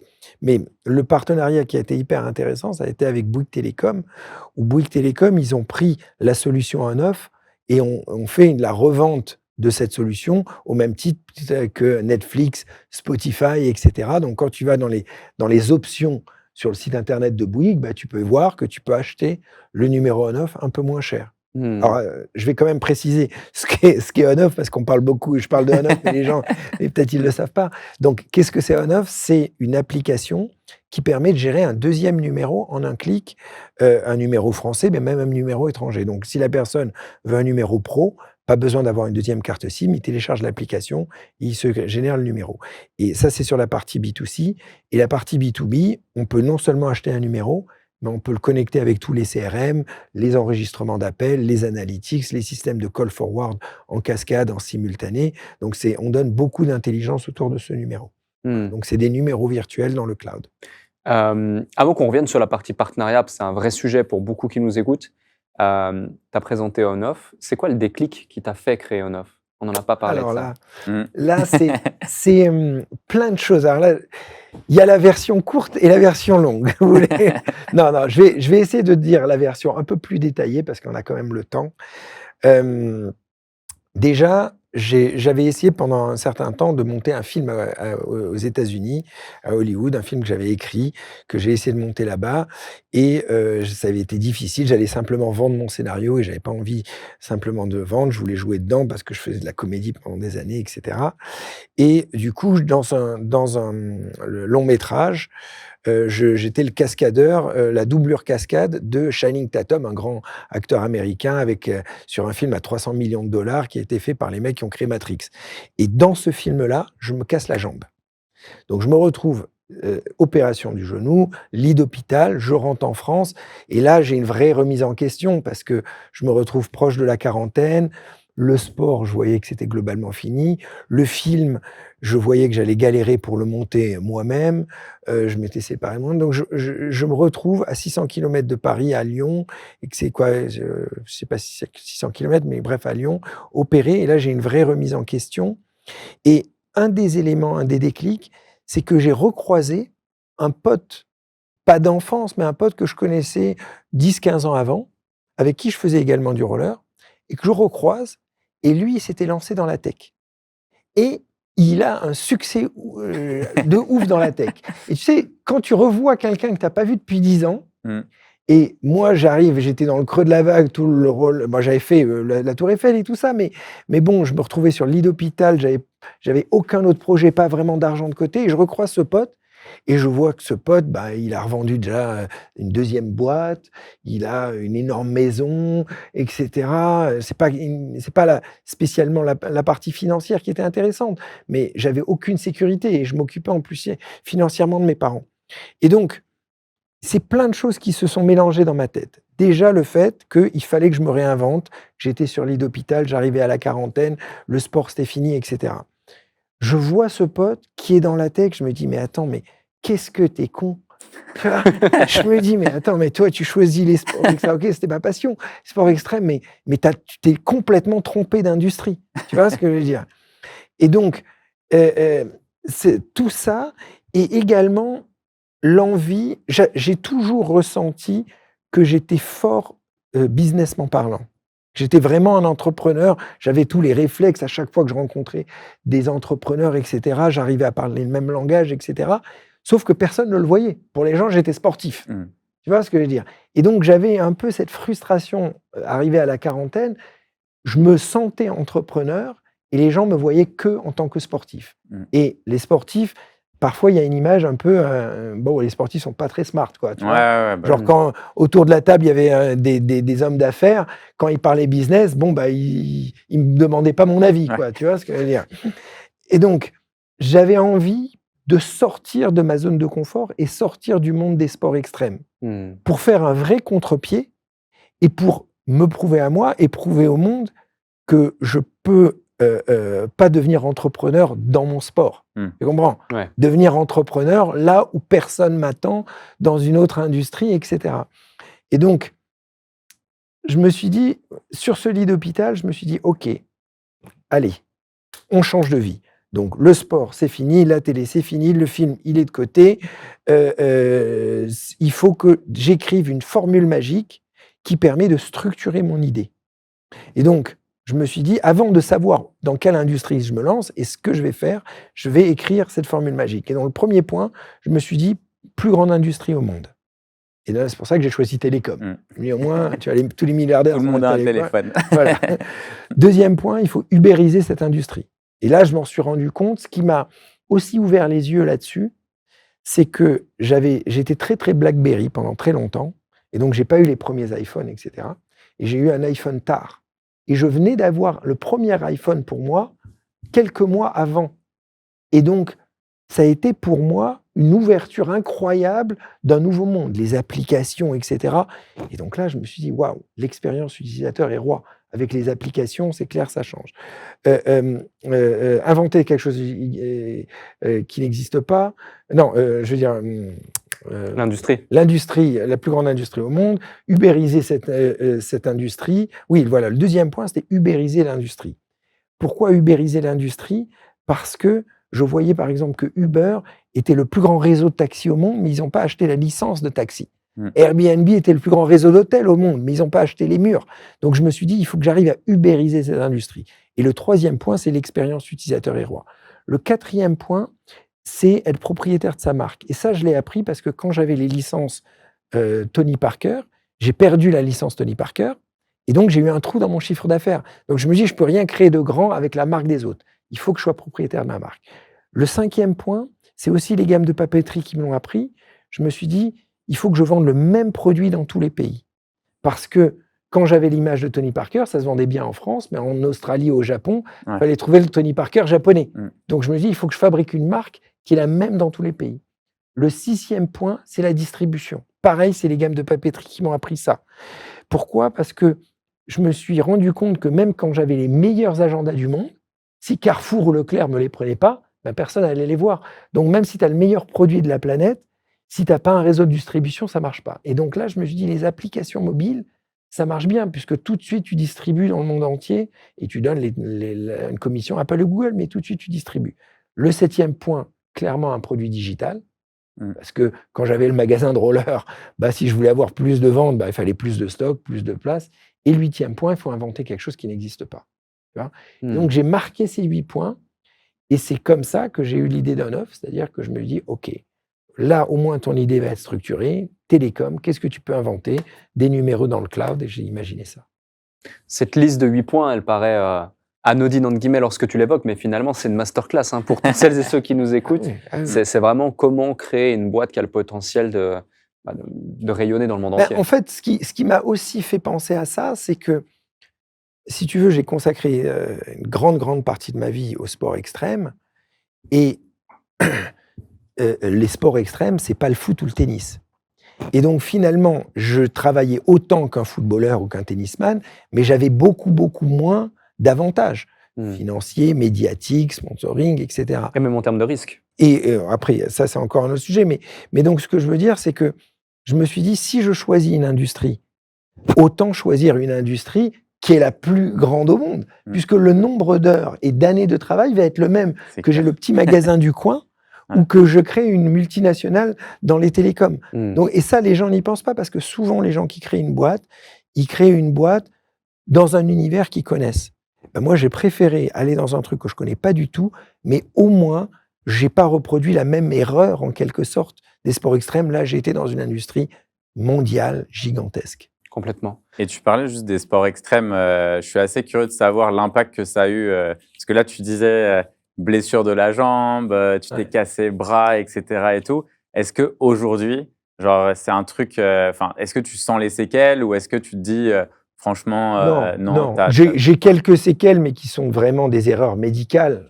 Tu vois, je peux pas plier ce poignet, mais parce que c'est des médecins qui ont fait des erreurs. J'ai été opéré des genoux, je suis pas très à l'aise quand je m'assois à genoux, je peux pas bien tourner la tête parce que j'ai trop tapé la tête, mais non, sinon pas de séquelles. Non, et les accidents, c'est bien sûr que c'est toujours chiant, mais je touche du bois, j'ai pas eu d'accident trop grave et ça faisait partie du métier. Parce que, quand tu veux être champion dans les sports extrêmes, bah, tu sais que tu passeras ta vie à l'hôpital. C'est comme ça. Ce que tu évoquais tout à l'heure, justement, cette prise de conscience à 40 ans, cette volonté de reconversion professionnelle par rapport au sport, c'est un vrai sujet que j'évoque parfois aussi avec des sportifs qui nous sollicitent pour devenir entrepreneurs ou qui ont lancé une boîte et qui veulent scaler. La reconversion professionnelle dans le monde du sport, mais la reconversion professionnelle en général, c'est une vraie question que beaucoup de gens se posent. Toi, avec du recul, sur d'une part ton expérience personnelle, mais j'imagine que c'est des sujets que tu as souvent évoqués aussi avec d'autres dans le milieu du sport, quels sont les différents conseils que tu pourrais partager à quelqu'un qui désire se reconvertir, qui a toute sa vie fait quelque chose, qui n'est pas du tout lié à l'entrepreneuriat et qui plus est, ne veut pas forcément avoir cette étiquette de je peux être entrepreneur que dans mon sport ou que dans ma catégorie? Bah, ça revient un petit peu à ce qu'on disait tout à l'heure, c'est-à-dire que tu peux tout apprendre avec du travail. Il faut pas. Après, il faut en avoir envie. C'est ça. Si le gars, il est pas du tout passionné de technologie, ça l'emmerde, et pas passionné de faire des business plans la nuit jusqu'à 4h du matin, bon, bah, c'est sûr que ça va pas marcher et il n'arrivera pas à se lancer là-dedans. Mais c'est clair qu'on peut tout apprendre. Après, c'est vrai que si tu arrives à trouver une industrie gigantesque autour de ton sport, où là, tu as une expérience et en plus ton image, bon, bah là, c'est combo gagnant, quoi. Voilà, c'est le combo gagnant. Parce que c'est sûr que si le roller avait eu un potentiel extraordinaire, bah, en étant moi, c'est-à-dire l'image que j'ai, l'expérience que j'ai, bah, tout le monde me fait confiance. Là, à l'inverse, je veux dire, tous les investisseurs, il y avait des fois vraiment sur des dîners, quand les gens me disaient « Alors, Taïk, maintenant, qu'est-ce que tu fais ?» Je disais « Bah, je suis en train de créer une boîte de télécom. » Tout le monde, réellement, on rigolait autour de la table. Genre, ah, il nous fait une blague. Ah, très, très drôle, très drôle. Non, mais sérieusement, tu fais quoi maintenant? Voilà, tu vois. Donc, c'était. Ça te faisait quoi quand tu voyais les gens comme ça? Évidemment, c'était un peu frustrant, Mmh. mais c'est pour ça que je travaillais énormément. Il y a des fois où c'était frustrant. Je me rappelle, par exemple, un truc qui m'avait blessé, surtout quand tu sais le travail, et cetera. L'Arcep, c'est le régulateur télécom, OK? Et donc l'Arcep a fêté ses 20 ans et pour l'anniversaire des 20 ans, ils ont invité les 20 plus grands entrepreneurs dans les télécoms en France pour la photo officielle. Donc, il y a Xavier Niel, Patrick Drahi, le président d'Orange, et cetera, et de Bouygues, et cetera, et cetera, et le président de l'Arcep. Et donc, le président de l'Arcep, vu que j'ai apporté beaucoup d'innovations dans les télécoms, il m'a appelé, donc j'étais extrêmement fier. Donc, je me retrouve à côté des grands patrons dans les télécoms pour la photo officielle. Et tu as un journaliste très stupide qui a écrit un article comme quoi, genre, j'ai réussi à me faufiler pour me, tu vois, Ouais. pour, que j'ai pas du tout ma place. T'as pas mérité, Tu quoi. vois, que je l'ai pas Ouais, mérité, ouais. que j'ai réussi à me faufiler dans le groupe pour faire la photo, tu vois. Donc ça, évidemment, ça Ouais. m'avait blessé, quoi. Et Tout- c'est quoi ta relation avec la presse globalement? Enfin, tu trouves Écoute, que... non, moi j'ai eu beaucoup de chance, vraiment, Ouais. avec la presse, à part justement ce journaliste, mais non, d'une façon générale, les sportifs sont extrêmement respectés. Mmh. Parce que tout le monde sait qu'on ne devient pas sportif sans vraiment passer une vie de sacrifice et de travail. Et le fait aussi que je suis pas né avec une cuillère d'or dans la bouche, que je viens de mère grecque, père algérien, jamais fait d'études, arriver à créer comme ça un opérateur télécom, les journalistes ont été extrêmement bienveillants me Mmh. concernant. Et le fait que je sois toujours passionné, souriant, à l'écoute, tu vois, je suis quelqu'un de cool, donc les gens je pense, me le renvoient vraiment, vraiment bien. Mmh. Tu vois? Ils ont en tout cas, ça a été super le retour que j'ai eu avec Onoff, ouais. C'est cool. Tous les deux, vous avez aussi un autre point commun, c'est que vous vous adressez au monde entier avec votre solution, majoritairement du coup en anglais et à une solution qui pourrait adresser 10 000, 20 000, 100 000, 200 000 clients, 1 million de clients. Lorsque on voit ça de l'extérieur et surtout aux étapes d'évolution de vos entreprises, c'est un peu comme sur Instagram, on voit uniquement la partie visible de l'iceberg, là où tout brille et la réussite. Par contre, au plus grandes sont les ambitions, au plus grands sont souvent les challenges, les problèmes lorsqu'on y fait face. Est-ce que vous avez chacun respectivement une anecdote, une problématique à laquelle vous avez fait face et que vous avez su relever, qui était liée justement à cette grande ambition de vouloir aller conquérir le monde, entre guillemets, pour reprendre le thème qu'on a évoqué tout à l'heure avec les fonds. Peut-être Tag, en premier, tu en as une qui te vient? Écoute, des anecdotes particulièrement, non, mais en tout cas des erreurs que j'ai fait, oui. C'est-à-dire que quand j'ai démarré Onoff, je pensais qu'en ouvrant des pays, j'allais avoir de la croissance naturelle assez facilement sur tous ces pays. Et donc, j'ai beaucoup travaillé à ouvrir techniquement plein de pays. Et finalement, je me suis rendu compte que même si les pays sont ouverts, s'il y a pas de marketing derrière, ça décolle. On vend, hein, des lignes dans ces pays-là, mais ça décolle pas énormément. Et donc, vu qu'on n'avait pas des millions et des millions d'euros à dépenser en marketing dans tous ces pays, je me suis beaucoup plus concentré pour l'instant sur le marché français et commencé à attaquer des pays petit à petit. Donc, à la fois, mon ambition de conquérir le monde était bonne, d'aller vite partout, mais à la fois, bah, si tu as pas les moyens pour mettre de l'essence dans la machine partout, parfois ça peut marcher, ça dépend des produits, hein, il y a pas de science exacte, hein. Mais en tout cas pour le mien, dans le monde des télécoms, tu as quand même besoin d'essence pour faire décoller pays par pays. Très bon point. Moi, de mon côté, je dirais l'anecdote, c'était, je pense, au tout début. En fait, comme le gros de ma communauté était basé aux US, moi, j'ai lancé l'Emlist depuis la France. En fait, à la base, je me disais, vu que nous, on avait un outil de prospection et que moi, j'étais très bon en prospection avant, c'est ce que je faisais, bah, je me suis dit, je vais prospecter en France, aux États-Unis et Asie-Pacifique, et je vais voir, en fait, ce qui m'apporte le plus gros taux de conversion. Et en fait, je commence à closer de plus en plus de gens aux US. Donc, ça se développe de plus en plus aux US. Et en France, les gens, au début, ils me disaient « Non, mais tu vois, un peu le français, quoi. C'est un outil français, j'aime pas trop, c'est pas cool, machin, machin. » Et du coup, ce qui se passait assez souvent, c'est que, tu vois, avec le décalage horaire, vu que tu es en France, c'est de gérer, en fait, tous les clients qui sont aux US Et pareil en Australie. Donc, j'avoue que les premières années, c'était beaucoup dormais de très peu. Ouais, les nuits étaient courtes, on va dire. Et ce qui était assez drôle, c'est que quelques années plus tard, il y a le marché français qui a commencé à décoller, alors qu'on avait peut-être 90% de nos utilisateurs aux US. Je dirais que pendant genre 2-3 ans, en fait, c'était très US-based, les clients et tout. Et en fait, quand c'est devenu très connu aux US, bah, les gens en France ont commencé à l'utiliser. Et on avait des gens en fait qui arrivaient et qui nous parlaient avec un anglais de français. Donc moi, je reconnaissais parce que tu vois, ça m'arrivait d'aller encore dans le chat pour répondre à certains clients. Et là, je me dis, attends, mais vous êtes français et tout. Ils disent, ah, mais vous parlez français et tout. Mais je pensais pas que c'était aussi grand la boîte et tout. Après, on dit, bah, en fait, on est une boîte française. Après, c'est là, ah ouais? Genre comme ça, C'est marrant. ouais, c'est assez marrant. Bravo. Bon point aussi. Merci à tous les deux, merci à vous. J'ai vraiment adoré cet épisode et merci à vous également qui nous écoutez, qui êtes de plus en plus nombreux à nous écouter. Aujourd'hui, nouveau format, justement, on était 3 et c'était le premier épisode pour fêter les 2 ans du déclic. Donc, merci à toi, Taïg, d'avoir été présent avec nous. Merci à toi, Guillaume, également. Et si vous avez apprécié cet épisode autant que je n'ai eu de plaisir à l'animer, bah, faites-le nous savoir, comme à chaque fois, en mettant 5 étoiles sur votre plateforme de streaming préférée. Si vous nous regardez sur YouTube, partagez la vidéo, commentez, likez. Si vous nous écoutez sur une plateforme podcast, mettez les 5 étoiles sur Apple Podcast et l'avis également, c'est important.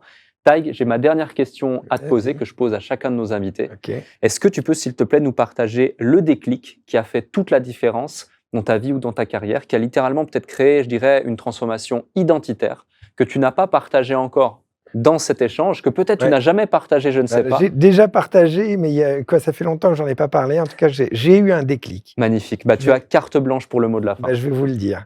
C'est un déclic qui était il y a très, très, très longtemps et qui était un déclic psychologique pour moi. Je m'explique. En fait, j'ai un frère qui est très proche de moi. On a 1 an et demi d'écart. Et quand on était gamin, mon frère avait énormément de succès dans tout. Déjà, en roller, il était beaucoup plus fort que moi. Toutes les filles, c'était pour lui. Il était acteur, il avait des premiers rôles dans les longs métrages, etc. En tout cas, il avait beaucoup, beaucoup de succès. Et moi, j'étais finalement un peu complexé parce que j'étais toujours le deuxième et j'étais toujours un petit peu dans l'ombre de mon frère. Plus j'étais le plus jeune, etc. Et donc, à chaque fois que j'essayais quelque chose, on a joué au tennis, par exemple, mon frère était presque première série, moi j'étais moins fort, etc. Donc, dès que j'essayais quelque chose, je l'essayais avec mon frère, puisqu'on était très proches, et on s'entendait bien, hein, mais du coup, j'étais vraiment démoralisé. Et une seule fois, la première fois de ma vie, j'essaye quelque chose sans mon frère, qui est le halfpipe. Et là, pour moi, c'est une ouverture incroyable, et j'y retourne le lendemain, le surlendemain, parce que enfin, j'essaye quelque chose sans cette frustration d'être tout de suite dépassé par mon frère. Mon frère vient quelques semaines après, mais là, vu que j'avais quelques semaines d'avance technique, lui n'accroche pas. Et donc, je m'entraîne comme un fou. Et pour moi, c'est l'échappatoire, c'est-à-dire enfin la route qui va me permettre de régler ce côté psychologique où je n'avais pas confiance en moi. Quelques mois après, il y a une compétition à Versailles. Et j'ai le track, et j'avais quand même un bon niveau pour faire un bon résultat. Lors des qualifications, j'ai tellement le track, je loupe tout, et je me retrouve disqualifié de la finale. Je finis 11e, alors qu'il n'y a que 10 personnes qui vont en finale. Et pour moi, cet élément était vraiment catastrophique, parce que c'était genre le verdict, en fait, tu n'es pas capable. Tu vois, donc j'étais démoralisé, mais démoralisé, c'était très, très symbolique. Et donc, je viens quand même assister à la finale le lendemain. Et 5 minutes avant que la finale démarre, un des finalistes se casse la jambe. Et vu que je suis 11e, repêchage. Les juges me disent, c'est à toi, mets tes rollers dans 5 minutes, c'est à toi. J'ai pas eu le temps de me mettre la pression parce qu'il fallait vite que je chausse les rollers et que je fasse le run. Et là, je réussis mon run parfaitement et je finis 2e. Le premier, de toute façon, était trop fort, mais je finis 2e. Et ça m'a donné le déclic. Ça, à ce moment-là, j'ai compris qu'en fait, je suis capable et que j'étais con de me flageller, d'avoir toutes ces peurs. Et à partir de ce moment-là, j'ai jamais eu peur en compétition et j'ai quasiment jamais raté des compétitions. Merci, Taïg. C'est beau. Stylé. Le déclic.